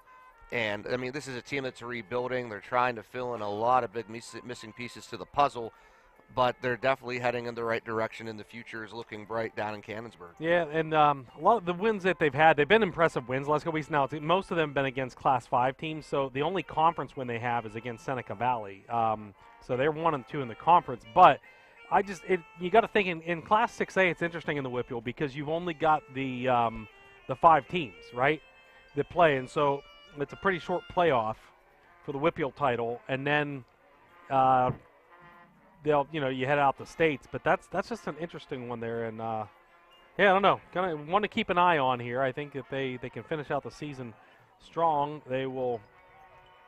They got a big matchup against Mount Lebanon next week, and I think that will be the one.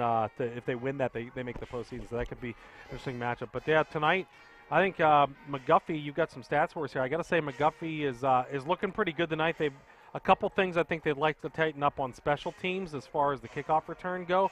But most of all, on both sides of the ball, offense and defense, I think it's been a pretty solid performance here. The McGuffey, we've been talking a lot about the offense, but man, that McGuffey Highlanders defense has really been shutting down the Eagles. No, I mean, and you said it the best. McGuffey has been able to stop everything right up the middle with the South Park offense, and they've been able to kind of shut down the outside as well. They had a couple plays kind of go deep, but nothing that the defense for McGuffey wasn't able to adjust to and kind of fine-tune. On the flip side of that, McGuffey's been doing a fantastic job running off tackle. Philip McCune has been doing fantastic playing in his quarterback position tonight. He's 4 of 6 with 112 yards just through the air and 2 touchdowns. So some impressive numbers for him. But, I mean, it's just more importantly how this offensive unit is playing together as just a collective whole right now and how they've been really able to – you've seen a big difference between week 1 and where we're at here in week 8. And, I mean, like we said in pregame, this is your final dress rehearsal coming down the home stretch with a big showdown over at W next week. I mean, you'll want to make sure you're bringing your A game. And so far, McGuffey bringing their A game here tonight. Yeah, they certainly have been. And the only blemish on that scoreboard for them is that kickoff return by A.J. D'Agostino. He took it 78 yards. Otherwise, it would be a shutout today. So 21-6 our score. And I think you got some stats there for us? Yeah, I have them actually on both sides. Quick shout-out to Sean Bradley, the statistician for South Park, who was able to run us over some numbers. But as we said, through the air, Philip McEwen, 4 of 6, 112 yards, 2 touchdowns. On the flip side of that, Zach Ludwig, 3 of 7, 25 yards, no touchdowns, no INTs. Rushing for South Park, Eric DeRue, 5 rushing attempts, 10 yards. Ludwig, 1 rush for 1 yard. And D'Agostino, 2 rush for -2. Not too much in terms of receiving. DeRue, 2 receptions, 16 yards. On the flip side of that stat sheet, for McGuffey rushing, McKeown has 44 yards on the ground. Ethan Dietrich with 41 yards rushing. Dylan Droboy with 19 yards rushing. Charles Wagers, who's really come to life here in this game tonight, he only has 15 rushing yards, but man, he put his heart and soul into every single play. He's selling himself out there, and you know what, he's getting popped and kind of beat up a little bit, but he sure is playing his heart out. My hat goes off to him. Eric Donley, 8 rushing yards and a touchdown. He had an interception. And he had an INT. Let me see if I have the other one here, because it kind of cut off, so please bear with me. Doesn't have the... Oh, here's the McGuffey receiving. Wagers, 1 reception for 40 yards. That was that huge one in the first half that he caught right over the middle. It was kind of a pop pass from McHugh into Wagers that he struck him for. Ethan Dietrich has 37 yards receiving, or two receptions for 37 yards and a touchdown. And Tristan McAdoo with 1 reception, 35 yards. That went for that touchdown on 4th and 8 to put McGuffey ahead, 21-6. And as you said, yeah, Eric Donley with the 1 INT. The McGuffey defense has been playing fantastic. And to break things down, McGuffey with 239 total yards offense. South Park with 34 yards of offense. 33 plays for McGuffey, 15 for South Park. 25 yards receiving for South Park, 112 for the McGuffey Highlanders. We got both teams back out on the field warming up now. About 2 minutes until the second half kickoff, which will be McGuffey kicking off to South Park. And while we're waiting for that, I'll tell you about Shell Pro Energy Services. They're the best-in-class natural gas service provider here, and they're looking for new employees like you. Shell Pro offers a range of services across the region, and they're currently looking for operators, roustabouts, and compressor operators to support their clients in the western Pennsylvania area. Working for Shell Pro doesn't only give you full-time local work, but they also offer paid vacation time, health insurance, dental and vision insurance, company match 401k, and several supplemental insurances. To apply, stop in any Shell Pro office or visit their website, www.shellpro.com.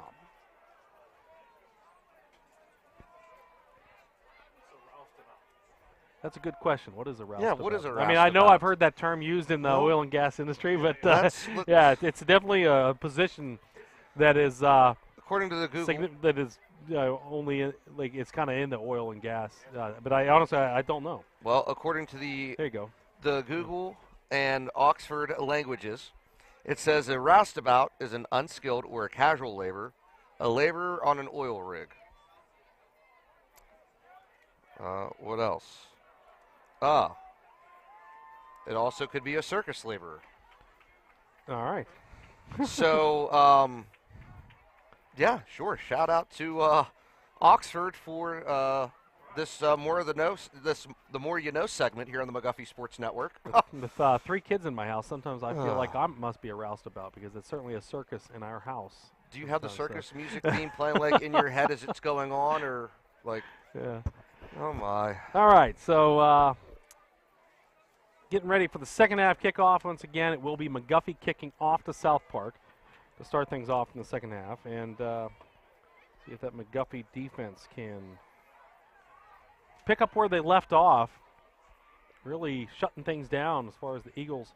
A much different story than what we saw here the last time South Park came into the stadium back in 2017 when they were lighting things up through the air. Tonight, McGuffey has made some adjustments on defense and really been playing some solid fundamental football. And it looks like they're going to be kicking off from left to right. South Park will have the ball receiving down over right and moving to the left on offense. It's going to be D'Agostino, and also going back with him is Saduth back to receive it. Actually, no, Saduth's up one of the up men now. They've got him up on the 35-yard line. So back there is actually going to be Anderson along with D'Agostino. And, yeah, they've tried some different things here ever since that long kickoff return by D'Agostino. Right now they are teeing it up right in the middle. We'll see what Dylan Stewart's plans here are for this kickoff. He's taking the long run up. And here we go with the second half. It's a pooch kick. Going to drop down inside the 40. Takes a roll. It's a live football, and it is fallen on by South Park. Well done by Stewart, and it's going to be picked up by the Eagles at the 32-yard line. So great ball placement. really, really well done. Just kind of like a little chip shot in there.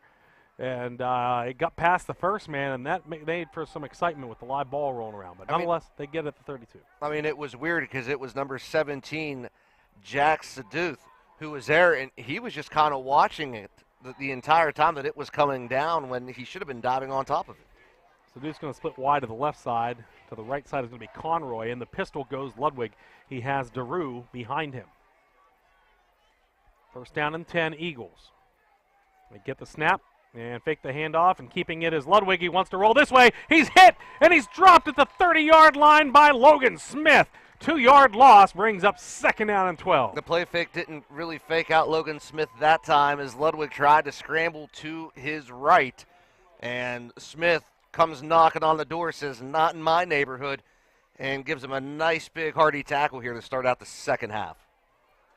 Logan Smith been playing solid linebacker for the Highlanders all year long. The senior, 6'2", 205, and in there now, shifting over to the left side here, we've got 2 wide to the right, 1 to the left here, and the shotgun again goes Ludwig on 2nd and 12.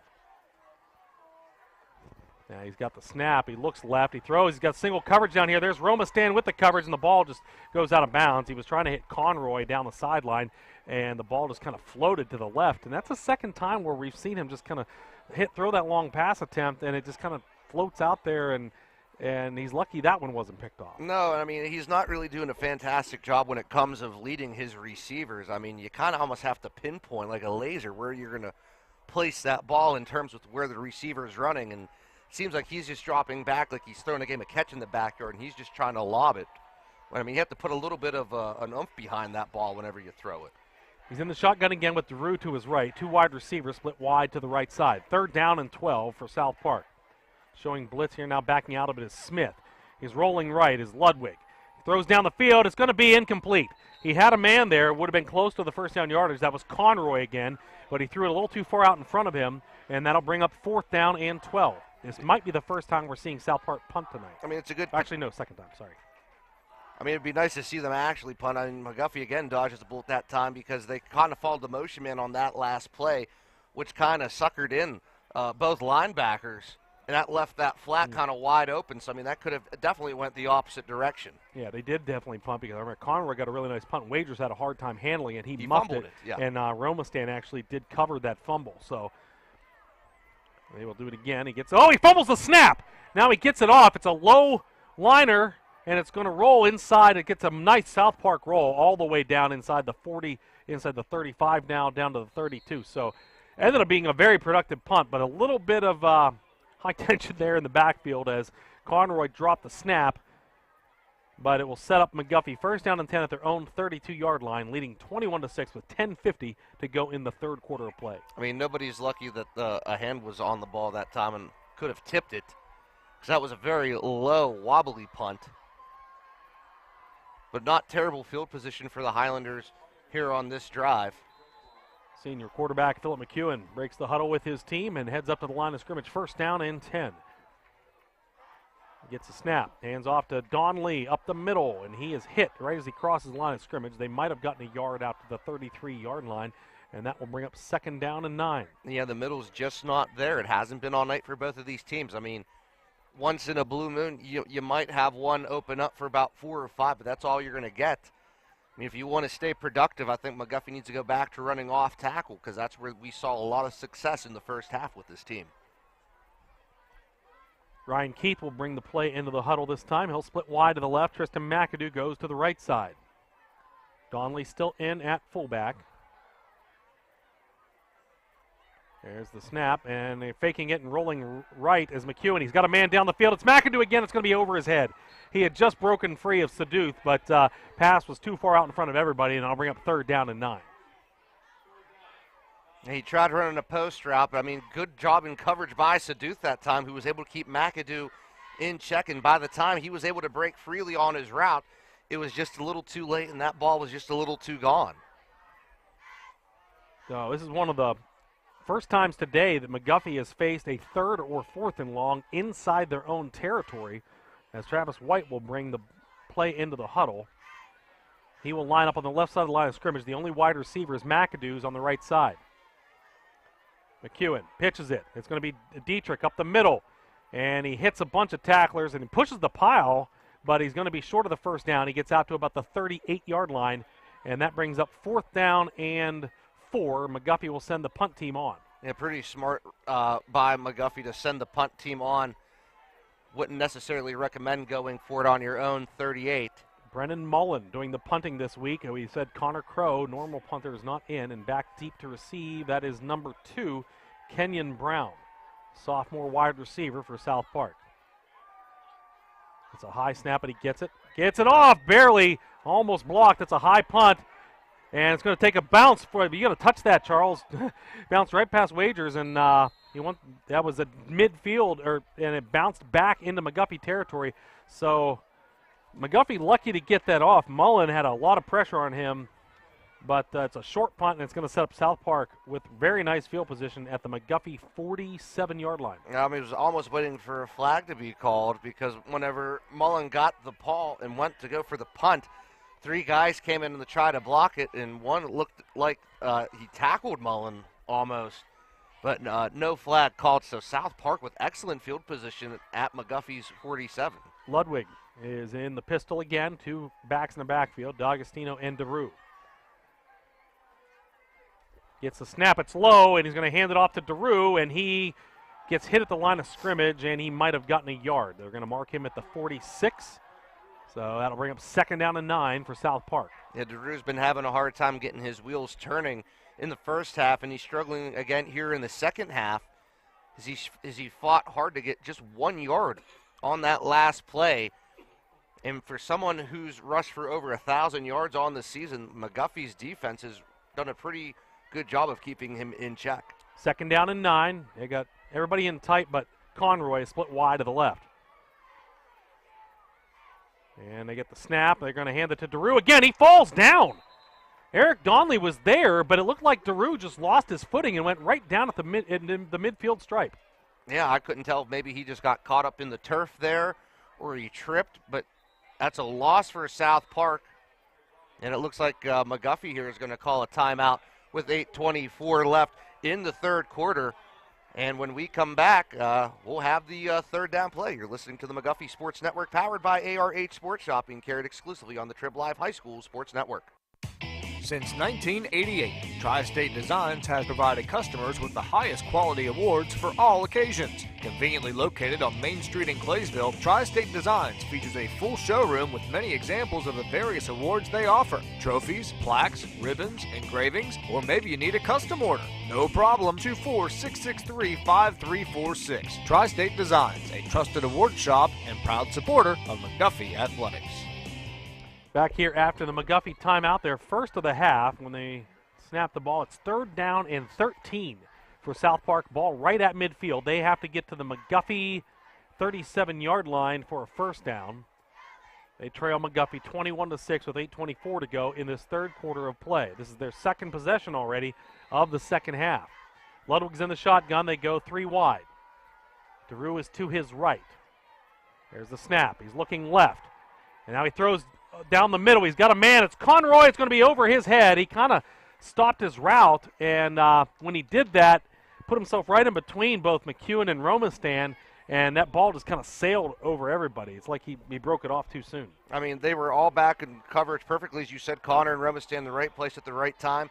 What was more impressive was DeRue being the sidecar. He actually kind of lunged forward. I don't think they even called that one, to be honest with you. He kind of moved in motion a little bit. Conroy's the punter, so they had to wait for him to get back in formation here. Back is Charles Wagers to receive this again. We'll see if they try anything funny here. They're right at midfield. It's 4th and 13. There's a snap and another punt. Wow, man, this kid's got a leg.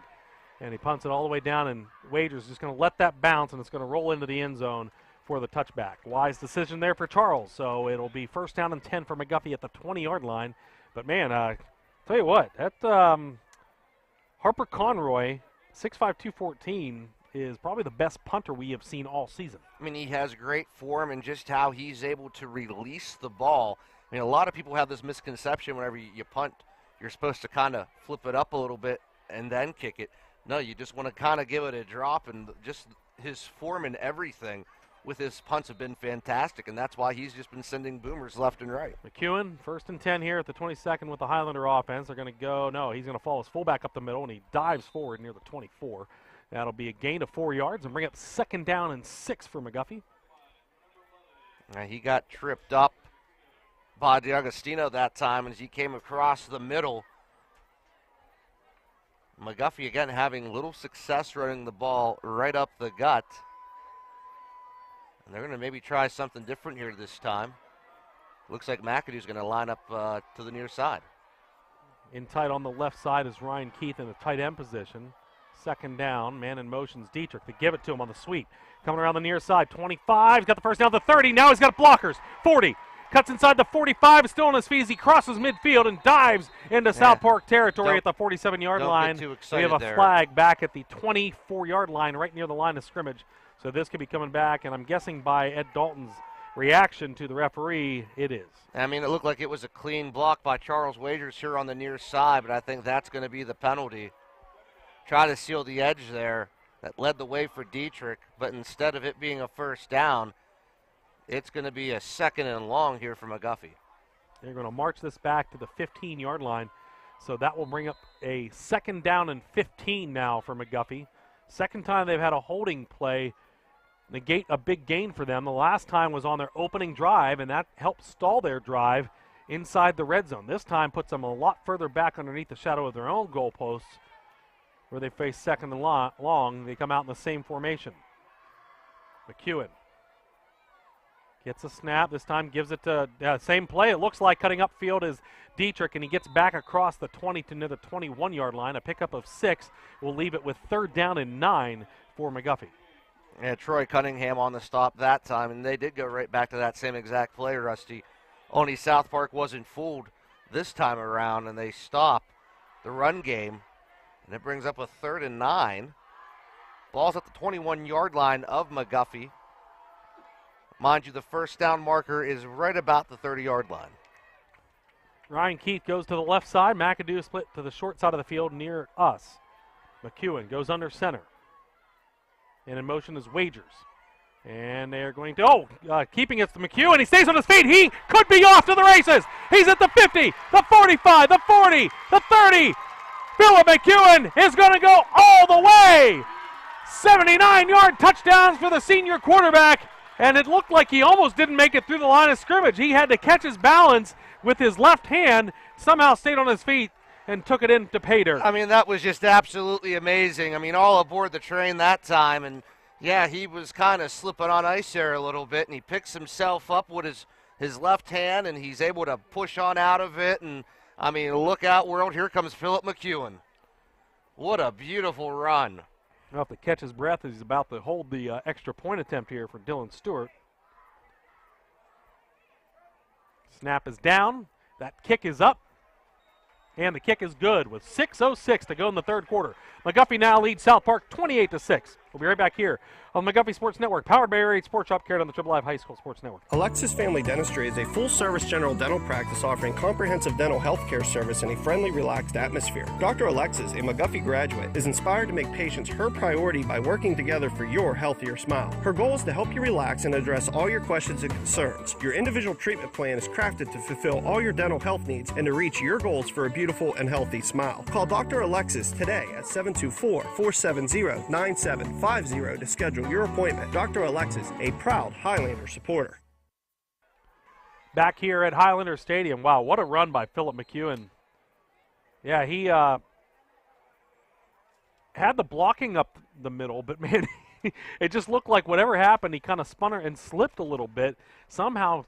To sell the fake. Oh, yeah, I see what happened. He got hit in the leg. There was a tackler in there. Just wow. Off to the races for, what balance? A touchdown. Yeah, there was that. Props to South Park. They had a linebacker that had snuck in and got a piece of McEwen, but wow, what balance to stay on his feet. So let's see what this time if we get another pooch kick out of Stewart. And it is. It's going to drop over inside the 30 and be scooped up there by D'Agostino. And he's at the 35. Now he's got a hold of the outside, and he could be off again. McAdoo giving chase, and he's going to finally drag him down inside the 30, down inside the 24-yard line. Wow, they just got to keep it away from that guy. That's been South Park's only offense that's worked all day is their kick return game. This one gets it all the way back to the McGuffey 25-yard line to set them up first down and 10. Yeah, I mean, DeAugustino's dangerous that time, and he was off to the races before he finally gets stopped deep in McGuffey territory, and they're going to go with the hurry-up offense here. 3 wide, 2 to the left, 1 to the right side. Ludwig is in. No, this is Conroy. Conroy is in at quarterback now. Senior quarterback drops back, looking, rolling right. Now he throws off his back foot. It's going to be almost intercepted near the sideline there. On the far side was Donley looking for his second pick of the night, but that incompletion will make it second down and 10. I mean, he did a beautiful job getting vertical and trying the tip, and he really wanted to come down with it inbounds for the INT, but the tip will do, and that's going to bring up a second and 10. So interesting that they've got Conroy in now at quarterback. He had been playing wideout all night long, but he's in here now in the pistol with DeRue behind him. He gets the snap, and he is going to he's going to keep it on the ground. He fumbled it, and McGuffey has the ball. Second time tonight we get a fumble. This one is recovered at the 27-yard line, and that is number 54, Tyler Wright. Johnny on the spot gives the Highlanders back the football, and they are in business on offense once again. I mean, that's how you get your team fired up. There was a miscommunication between Conroy and DeRue, it looked like, and the ball just went flat on the carpet there. And McGuffey with a huge turnover here late in the third quarter, bringing this team back to life. Second fumble on the night for South Park, and this time McGuffey looking to add to their lead. First down and 10. 2 wide receivers, 1 to each side. McEwen's under center. Man in motion is Dietrich looking to pass. They're looking down the sideline. He's got McAdoo again. Oh, what a grab! Tristan McAdoo! What a diving grab. He gets it all the way down to the South Park 47-yard line. He just kind of laid his whole body out. He said, watch out, I'll show you how you do Superman. And he just stretches out. He gets the first down and then some. And he gets it into South Park territory.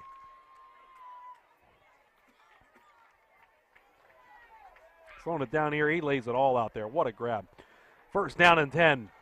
McGuffey has it in South Park territory again. They pitch it to Dietrich, and he trips over one of his linemen who was trying to throw a block for him, and he dives forward to get 2 yards down to the 45-yard line.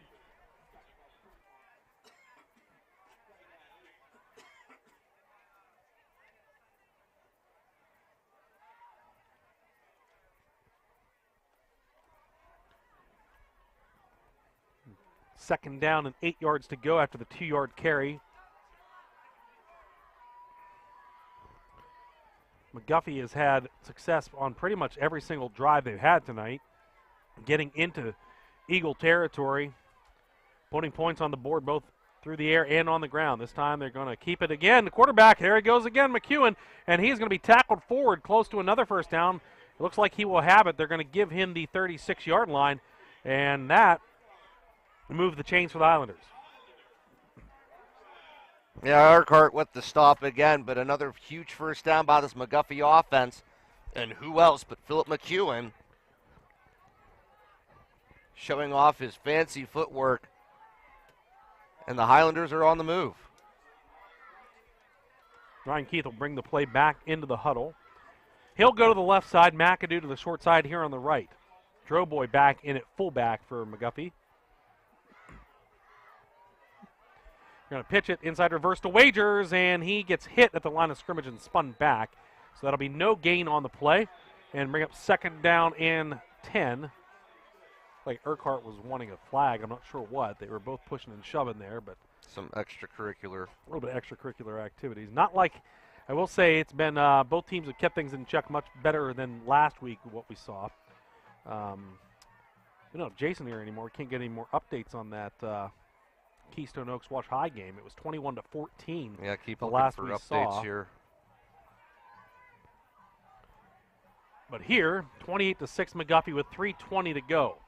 Travis White goes to the left side. To the right side is McAdoo. And it's going to be the quarterback getting hit, and he's still on his feet. McEwen somehow fighting forward, and he gets across the 35 And he did a lot of work to gain 2 yards on that play. It's going to be a 3rd down and 8. He was like a pinball, inside of a pinball machine that time. Guy from the left, guy from the right, guy behind him, guy in front of him. He's just kind of crashing all over the place, and only to get 2 yards. I mean, it took a lot of effort, but for 2 yards, that was a lot of work. The Keystone Oaks Wash High game, 21-14 at the half was the score in favor of Keystone Oaks. Keep you updated on that one as we go, because that game could play some bearing on McGuffey's postseason future here, depending on how it ends. McEwen under center, 3rd down and 8. And he's going to give it to the fullback, and Droboy is going to be hit, and no gain. It looks like they're going to put him down right at the 34. So 4th down and 8 coming up. And then last time they went for it, 4th down and 8 around this position, they threw a 35-yard touchdown pass to Tristan McAdoo. Now they're on the 34, so could we see deja vu all over again? It's hard to tell. Under 2 minutes to go here in the 3rd quarter. It feels like the first half went by fairly quick. It feels like the second half is even going by a little bit faster since halftime. So McGuffey with the offense on the field here. It's 4-down territory inside the 35-yard line, and they have everybody in tight except for McAdoo, who's split to the right side but still pretty close to the interior line. They pitch it. Dietrich, it's a reverse. McAdoo's got it now. Trying the left side. Cutting forward across the 30, and he's going to be short. He only got 4 yards on that carry, so the turnover on downs will give South Park the ball back at their own 30-yard line. I think he just cut it up inside way too much. There was a lot going on. He had some room there to the South Park sideline. If he could have tried to stretch it out and then kind of do a little bit of zigging and zagging, it was a good effort, but unfortunately not enough, and South Park takes over on downs right at their own 30-yard line. See who stays at quarterback. It looks like it's going to be Conroy back in there again. He's got both D'Agostino and DeRue. They're one on each side of him. He gets the snap, and he hands it off to DeRue. He's hit in the backfield, trying to get around. He does get away from the tacklers, and he's down around the corner, and he gets shoved out of bounds. Oh. And he went all the way over the bench onto the track. Yeah, he tripped over the bench over there. Luckily, he was all right. Wow, they gave him all the way out to the 40-yard line? I thought he went out of bounds closer to the 35, but no, where are they marking this ball? They're going to mark it right at about the 40-yard line. They're giving the 41. That should be enough for a first down if that's the case. It really, to this one, looked like he went out of bounds. I don't know if he was holding the ball forward or what, but he went out of bounds in my vision, looked like well before the 40. But nonetheless, first down and 10 South Park. That's their longest run of the night. 10-yard gain by DeRue, and he's in the shotgun again beside his quarterback. This time they give it to D'Agostino, and he tries the right side. Got a little bit of space there. He gets across the 45, out near the 46-yard line. Gain of 5. We'll bring up 2nd down and 5. Yeah, Isaiah Dale wrapped him up that time. And again, the outside and off tackle has been there for both of these teams, and now South Park starting to utilize running off tackle here late in the 3rd quarter. Now, what's that? Looks like we're going to have a timeout by McGuffey. They take it with 22 seconds remaining in the 3rd quarter. So we're going to keep it right here because we got the quarter break coming up. But while we do, I will tell you about the Chapman Corporation. They are headquartered in Washington, PA. Chapman has been providing industrial customers with civil, mechanical, and electrical construction services for 70 years. In addition to their construction skills, they also provide pipe, metal fabrication, as well as engineering capabilities. Their customer base consists of clients in natural gas, power, steel, chemical, and glass industries. Chapman Corporation, located in Washington, PA. Have a scoring update from the Wash High Keystone Oaks game coming from our good friend David Whipkey at the OR. Logan Carlisle hits Xavion Willis from 55 yards out, slicing Keystone Oaks lead 28-21. So, I mean, hold on to your hats. It sounds like that one's going to be coming down to the wire over at Dormont Stadium. 2nd down and 5 coming up here for the Eagles. That was McGuffey's 2nd time out of the half. They have 1 remaining. And it looks like it might be a direct snap again to DeRue. He is back in the backfield awaiting it. He gets it, and he's going to keep it right side. He's got the first down across the 50. He is across the 40 and doesn't get tackled until he's all the way down near the 35-yard line of McGuffey. So Eric DeRue gets down to the 34 for the first down, and that was by far their biggest gain of the night. I mean, he definitely just got into the backfield, the Wildcat direct snap. McGuffey has done a fantastic job of trying to keep that, right in front of him throughout this entire game, but DeRue just takes that one to a whole nother level. And it's the end of the third quarter. Your score, McGuffey 28 and South Park 6. We'll be right back here for fourth quarter action on the McGuffey Sports Network, powered by Air 8 Sports Shop, carried on the Triple Live High School Sports Network. Hi, this is Rusty Pettit with Cruise Planners. We're a full-service travel agency, and we can help you plan your next cruise, a vacation to an all-inclusive resort, a destination wedding, a honeymoon, or taking the kids to Disney World. It would be our pleasure to help you and your family plan your dream vacation. Visit our website, www.rocktheboatcruiseandtravel.com, or call me, Rusty Pettit, at 412-770-6511, and let's start planning. Hi, everyone. Zach Waters from the McGuffey Sports Network. Whenever your home or business decides to give you a headache, turn to the experts you can trust at McKean Plumbing and Heating, located at 468 West Chestnut Street in Washington, and is your source for plumbing, heating, electrical, and air conditioning. Whether it's a job for the do-it-yourselfer, a routine service call, or an installation, let the experienced staff assist with your needs. Call them at 724-225-6260 or stop in and visit them Monday through Fridays 8 to 6 and Saturdays 8 to 4. Plumbing, heating, electrical, or air conditioning, answer McKean. PA 9085. All right, 1st and 10 South Park here to start the fourth quarter. They are at the McGuffey 34-yard line.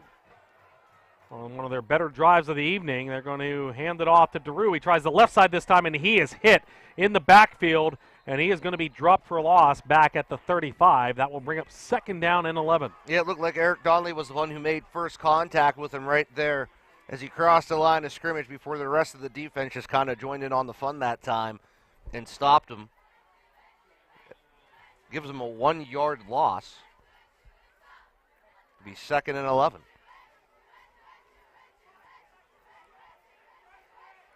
There you go, 3 wide, 2 to the right side, 1 to the left. And another direct snap possibly coming here to DeRue. He gets it. This time he hands it off to... Oh, it's a fumble again and picked up by McGuffey. Logan Smith has it. He's at the 35, the 30, the 20. Being chased by DeRue, and he's at the 5. Touchdown! Logan Smith takes it all the way. Oh, a little scoop and score. Raise the roof, hallelujah. Logan Smith takes that riverboat cruising 10 mile. He gets in for a defensive score. Way to hold up at what's going on. Now we're going to have a meeting of the minds to see what's happening. I don't see a flag on the field. No flag. Here we go. We're going to watch the replay. It's the direct snap here. He gives it to A.J. D'Agostino, and the ball was definitely out. It popped out. Smith picked it up and ran all the way back. What do we got? Here's the referee with the call. First down, McGuffey. Are they saying he can't advance that fumble? I guess that's what they're saying. He can't advance the fumble. What? Kind of a weird call. Okay. But we'll go with it. So we had McGuffey advance an offensive fumble earlier. I'm a little bit They're confused. putting it all the way back to where the point of the ball was fumbled. I'm a little bit confused by that one. I don't understand that at all. All right, someone get your rule book out and let us know what the heck. Yeah, I'm a little bit confused by the call because I thought you could advance a defensive fumble.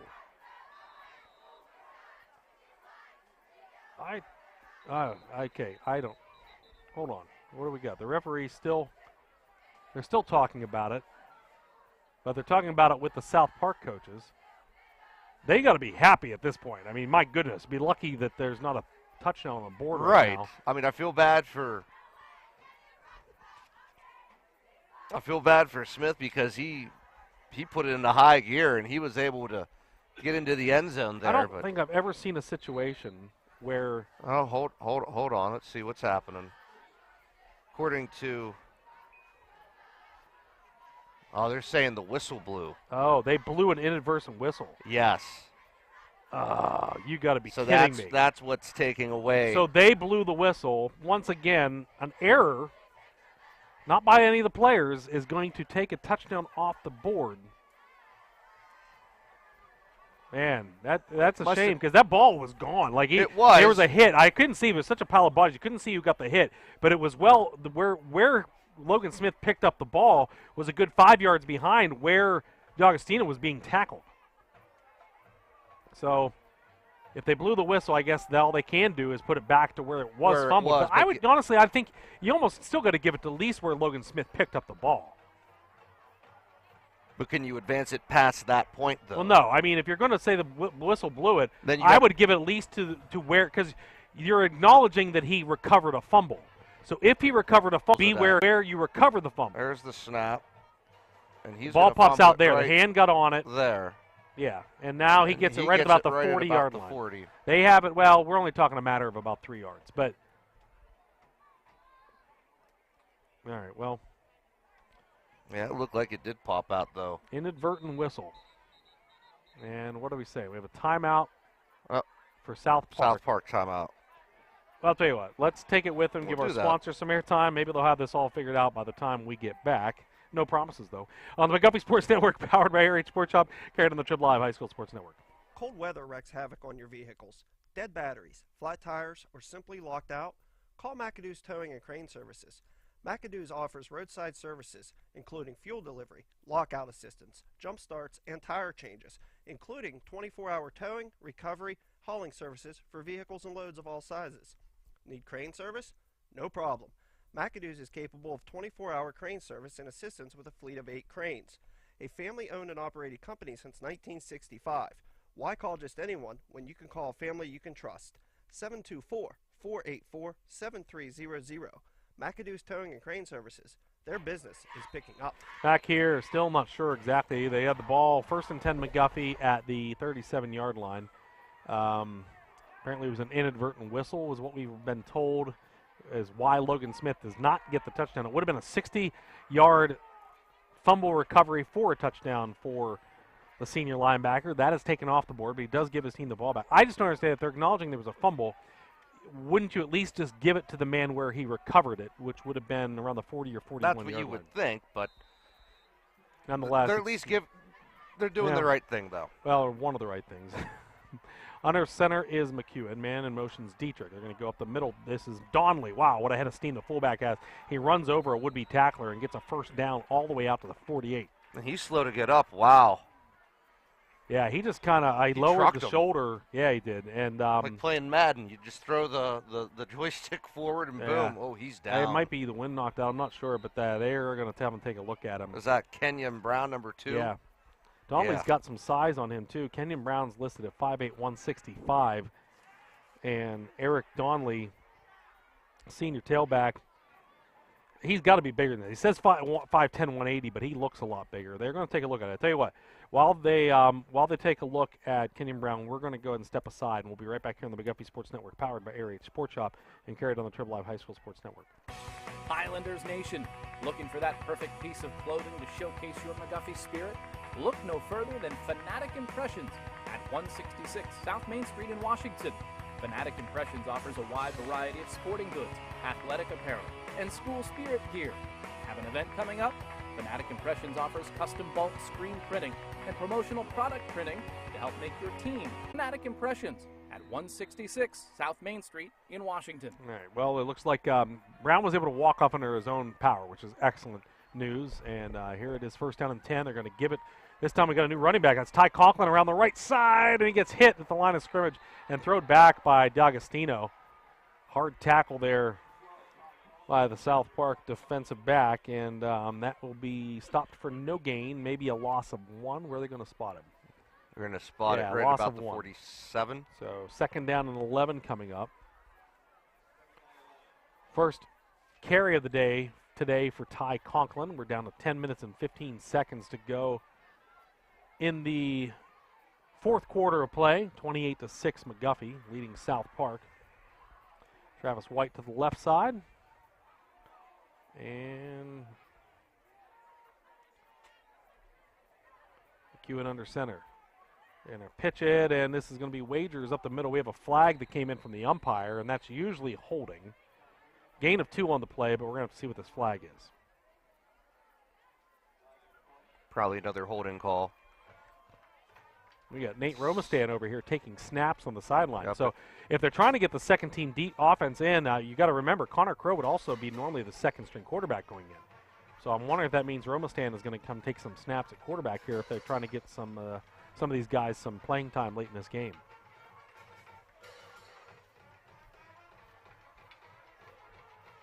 Another discussion going on the far side of the field.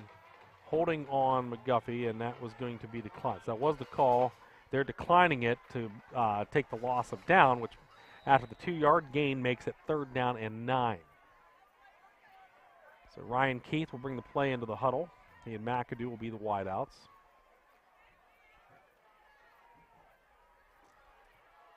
Keith comes to the near side of the field, which is the far side. And now fake the handoff, rolling out is McEwen. He's looking downfield, and he fumbled the ball. Fumbled it, and it's going to be recovered by South Park. That was their big defensive lineman that recovered that, I believe, Sean Morrison. And that is going to give the Eagles excellent field position here. With 9:25 to go, they will have it at the McGuffey 46-yard line. Yeah, I don't know if that was just some miscommunication. McEwen didn't know whether he wanted to throw or tuck it and run. And I think that was just a poor judgment call by the quarterback that time.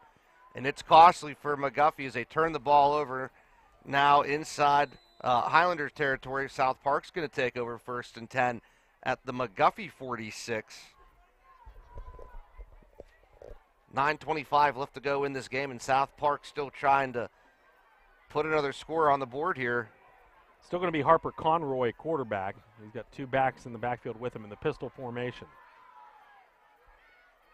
He gets the snap, and he fakes it to Drew, and he rolls out to the left side. He's got some blockers he could run. He's going to. 45-40, and gets close to the 1st down yardage as he goes out of bounds.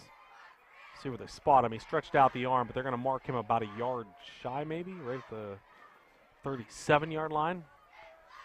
If that's the case, Murray's 2nd down and 1. That back, the guy with the stick's got to go back. And timeout, McGuffey. That is their 3rd and final timeout. With 9:17 to go in the 4th quarter. It is McGuffey 28, South Park 6. Right back here on the McGuffey Sports Network, powered by RH Sports Shop, carried on the Triple Live High School Sports Network. Highlanders Nation, looking for that perfect piece of clothing to showcase your McGuffey spirit? Look no further than Fanatic Impressions at 166 South Main Street in Washington. Fanatic Impressions offers a wide variety of sporting goods, athletic apparel, and school spirit gear. Have an event coming up? Fanatic Impressions offers custom bulk screen printing and promotional product printing to help make your team, event, wedding, or business all the more personal. Open Monday through Saturday. Fanatic Impressions at 166 South Main Street in Washington. All right, 2nd down and short here for South Park. Drew lined up in the sidecar position right beside his quarterback, Conroy. They have 3 wideouts, 2 to the right, 1 to the left.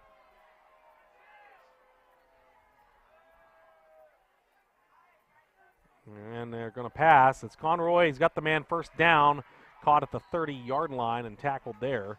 That was number 19, which is Wyatt Markovich, and that'll move the sticks for the Eagles. They actually gave him the 29-yard line.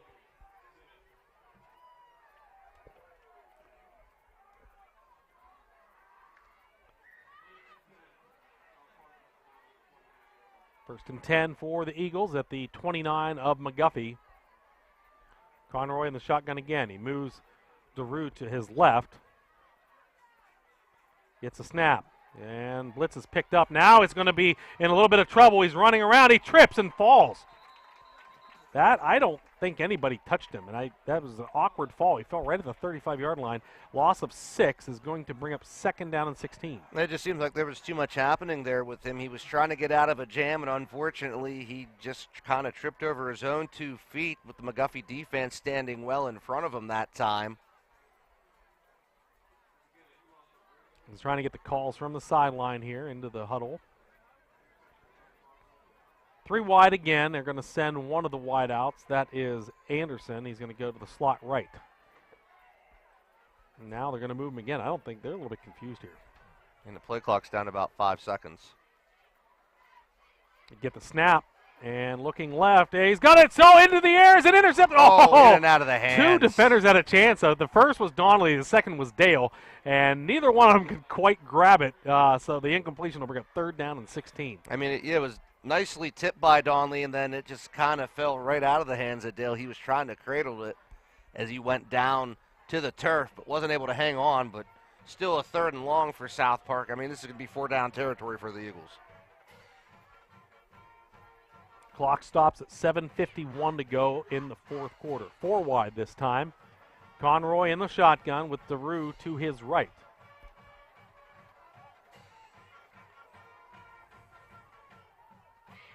And looking to pass, now throwing to the right side. It's a screen pass. He's got it to DeRue, 35-30, and he's hit from behind as he gets to about the 30-yard line.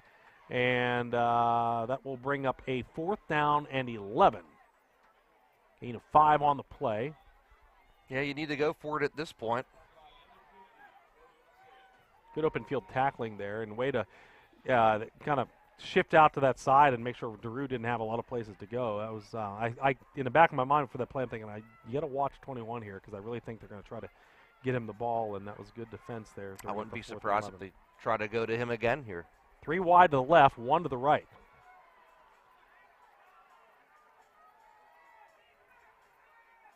Oh, he had motion over there. They didn't see it. Looking left. Now throwing down to the middle. He's got a man wide open into the end zone, and it's incomplete. Not being able to hold on to the ball was Jack Saduth. He was wide open for the touchdown. There was the wide receiver. The coaches were trying to move him up on the far side of the field, try to move him up. He took a direct step up to the line of scrimmage as the ball was being snapped, and no official saw it, so they got a free one out of that, and they still dropped the touchdown pass. So that turnover on downs will give McGuffey the ball at the 30-yard line. Yeah, that pass was being led kind of right out of the back of the end zone, and by the time the receiver was able to get a hand on, I think he was right at the edge of the of inbounds and out of bounds. But still, good effort by South Park, but McGuffey takes over at their own 30. So I have it 1st and 10. See who's out here. They were looking like they were trying to warm some guys up. It is McEwen still out there. Still the first-team offense out here on the field. McAdoo to the right, Travis White to the left as they hurry to the line of scrimmage with 7 seconds on the play clock. And in motion is Wagers. They give it to him on the sweep.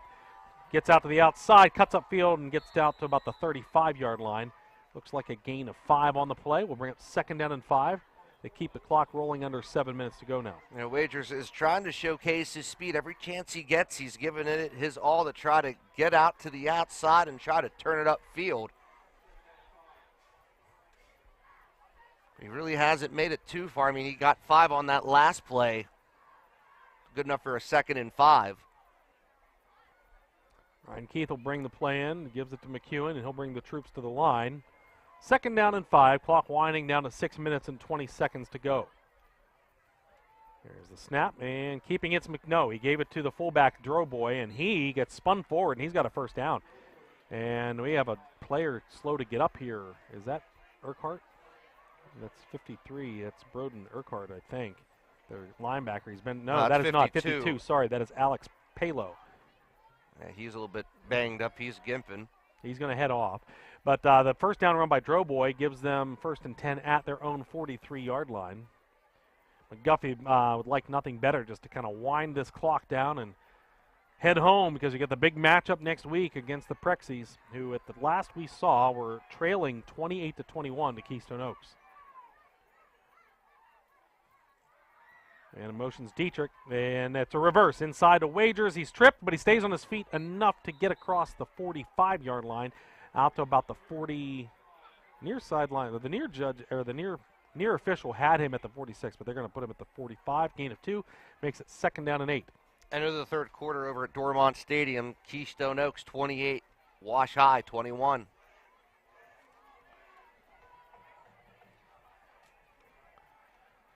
Kenny McMillan leading Peters Township 14-7 in the 3rd. Jefferson Morgan got back out in front of West Green. That's a tight one, 22-21. All right, 2nd down and 8 for the Highlanders. Clock wandering under 5 minutes now. And Dietrich's in motion. They pitch it to him. Right side, looking now, there's a holding call, I think, probably coming back. There was no gain on the play, maybe even lost a yard, but this play is coming back, probably by the tune of about 10 yards.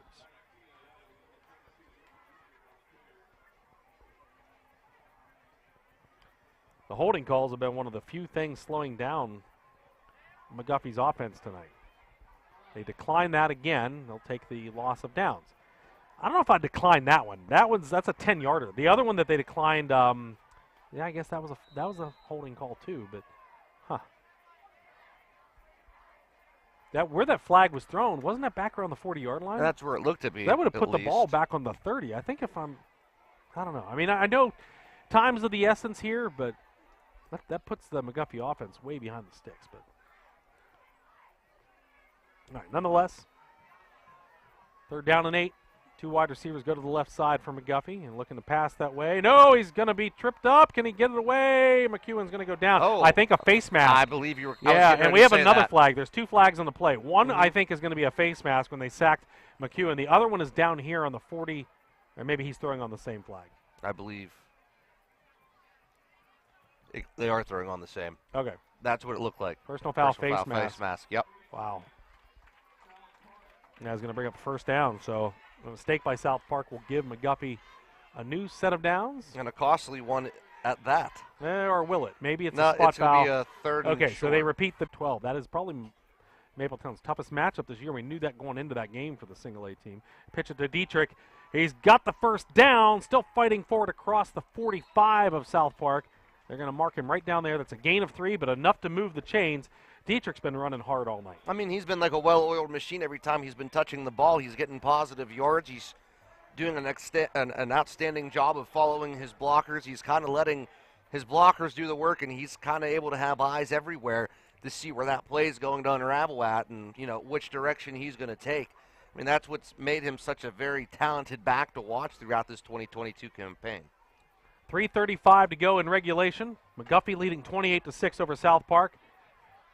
Looking to run things out here tonight. McEwen goes under center, 1st down and 10. They give it to the fullback. Droboy pumping those legs up the middle, gets across the 40 down near the 39-yard line. That's a gain of 6. That'll bring up 2nd down and 4 for the Highlanders. Yeah, it seems like the running up the middle has been there, and Droboy, another prime example of a well-oiled machine, if you will. Just the way that he's able to kind of carry his momentum through the middle of that defense in South Park and still surge to get positive yards. It is 2nd down and 4. McGuffey in these huddles, trying to just wind that clock down here. Up on senior night. McEwen under center once more. Man in motion is Conklin. And up the middle to the fullback, Droboy. He's got another 1st down. He gets inside the 35-yard line. They're going to mark him down at the 34, and that will move the sticks one more time for the Highlanders. Quarter. South Park, though, with 2 timeouts, McGuffey out of timeouts. And if you're McGuffey, you can kind of let this play clock go down to the wire before you 1st and 10. They pitch it. It's Conklin, and he cuts back up the middle. He's got a little bit of room. He gets across the 30, tackled forward near the 29-yard line. That is a gain of 5 on the play for Ty Conklin, and that will bring up 2nd down and 5. We're now under 2 minutes to go. I mean, really, all McGuffey needs is this 1st down. They can kind of ride out the rest of this game. Yeah, South Park does not look like they intend to use any of their last 2 timeouts, so McGuffey can just run this down. McAdoo will go to the right, Ryan Keith to the left.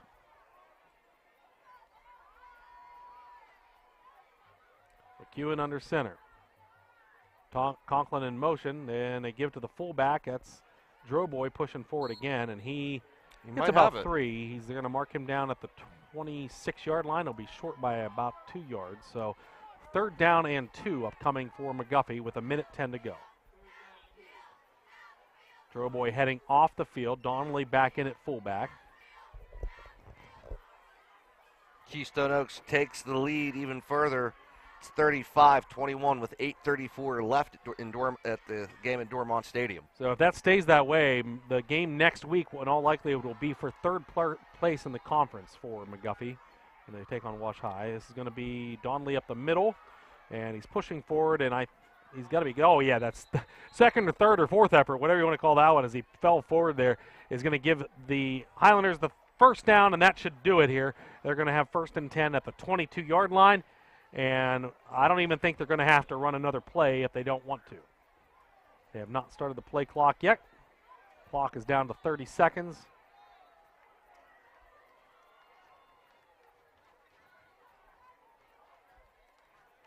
Charles Wagers running off the field here. And we are down to 15. I'm not sure. McGuffey ran some new guys out there. I'm not sure. I think it was senior night maybe just to get them all on the field together. But the clock will wind down here. 5 seconds to go. That's going to do it from tonight here at Highlander Stadium. McGuffey, impressive win over South Park. They defeat the Eagles 28-6. We're going to be back here to wrap things up on the McGuffey Sports Network, powered by ARH Sports Shop, carried on the Triple Live High School Sports Network. Jim Murray's Auto Service, located at 122 East Railroad Street in Washington, offers full auto repair, state inspection, emissions, brakes, alignment, tune-ups, oil changes, whatever ails your car or truck. Jim and his qualified team of mechanics can diagnose your vehicle issues and get you back on the road in no time. At Jim Murray's, you're not a service number. Jim takes the time to discuss your auto repair one-on-one before the work is started.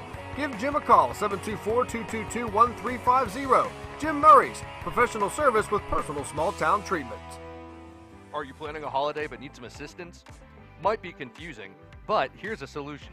Sky's the Limit Travel. Since 2014, Sky's the Limit Travel has been guiding travelers to their vacation destination. Whether it's a family or group vacation, luxurious or romantic getaway, Sky's the Limit Travel is happy to assist. Also specializing in cruises and all-inclusive resorts. Offers destination guides for the perfect vacation getaway. For more information, visit their website at skyslimittravel.net or call them at 724-413-3182. Sky's the Limit Travel. Lose yourself in the Caribbean. A Travelers Planner International affiliate. All right, final score tonight, McGuffey 28, South Park 6. It was 21-6 at the half. The only score we had in the second half was a 79-yard touchdown run, an impressive one at that, by Philip McEwen. And that was when he almost didn't make it out of the backfield. He got hit and somehow stayed on his feet, and then he was off to the races. We did have a fumble recovery by Logan Smith. It was very exciting as he ran it all the way into the end zone, but apparently there was a whistle during the play. So McGuffey did get the ball off that turnover, but they took that touchdown off the board. But nonetheless, a great play by Logan Smith. And I want to start there to wrap things up. The McGuffey defense tonight did not allow a point tonight. The only 6 points. Defense. I mean, they still have one more big test this season, and that's going to be coming down I-70 there at Old Wash High Stadium next week to wrap up the regular season. That will. We will be on the road next week, the last regular season game of the year. It's a big one. It always is, but this year it does mean postseason ramifications are on the line because McGuffey, basically, it looks like right now, the way the score is between Keystone Oaks and McGuffey, they're going to be playing for the third place spot in the conference, which means a lot when it comes to who you're going to play in that first round of the playoffs. So that'll be an important game, so tune into that. But before that, we'll tune into us Monday night. We will have a radio broadcast for the the boys soccer team as they take on Knock in the first round of the Whippeal playoffs for boys soccer. That's Monday night. We'll be on the air at 6:10. And then we'll be having the kickoff at 6:30 here at Highlander Stadium. So for Zach Waters and Kevin Robinson and Jason Kern here on senior night at the Highlander Stadium, McGuffey victorious. They go to 6-3 on the year. South Park falls to 4-5 on the season. And I'd like to wish you a great weekend on the McGuffey Sports Network, powered by ARH Sports Shop, and we're carried on the Triple Live High School Sports Network.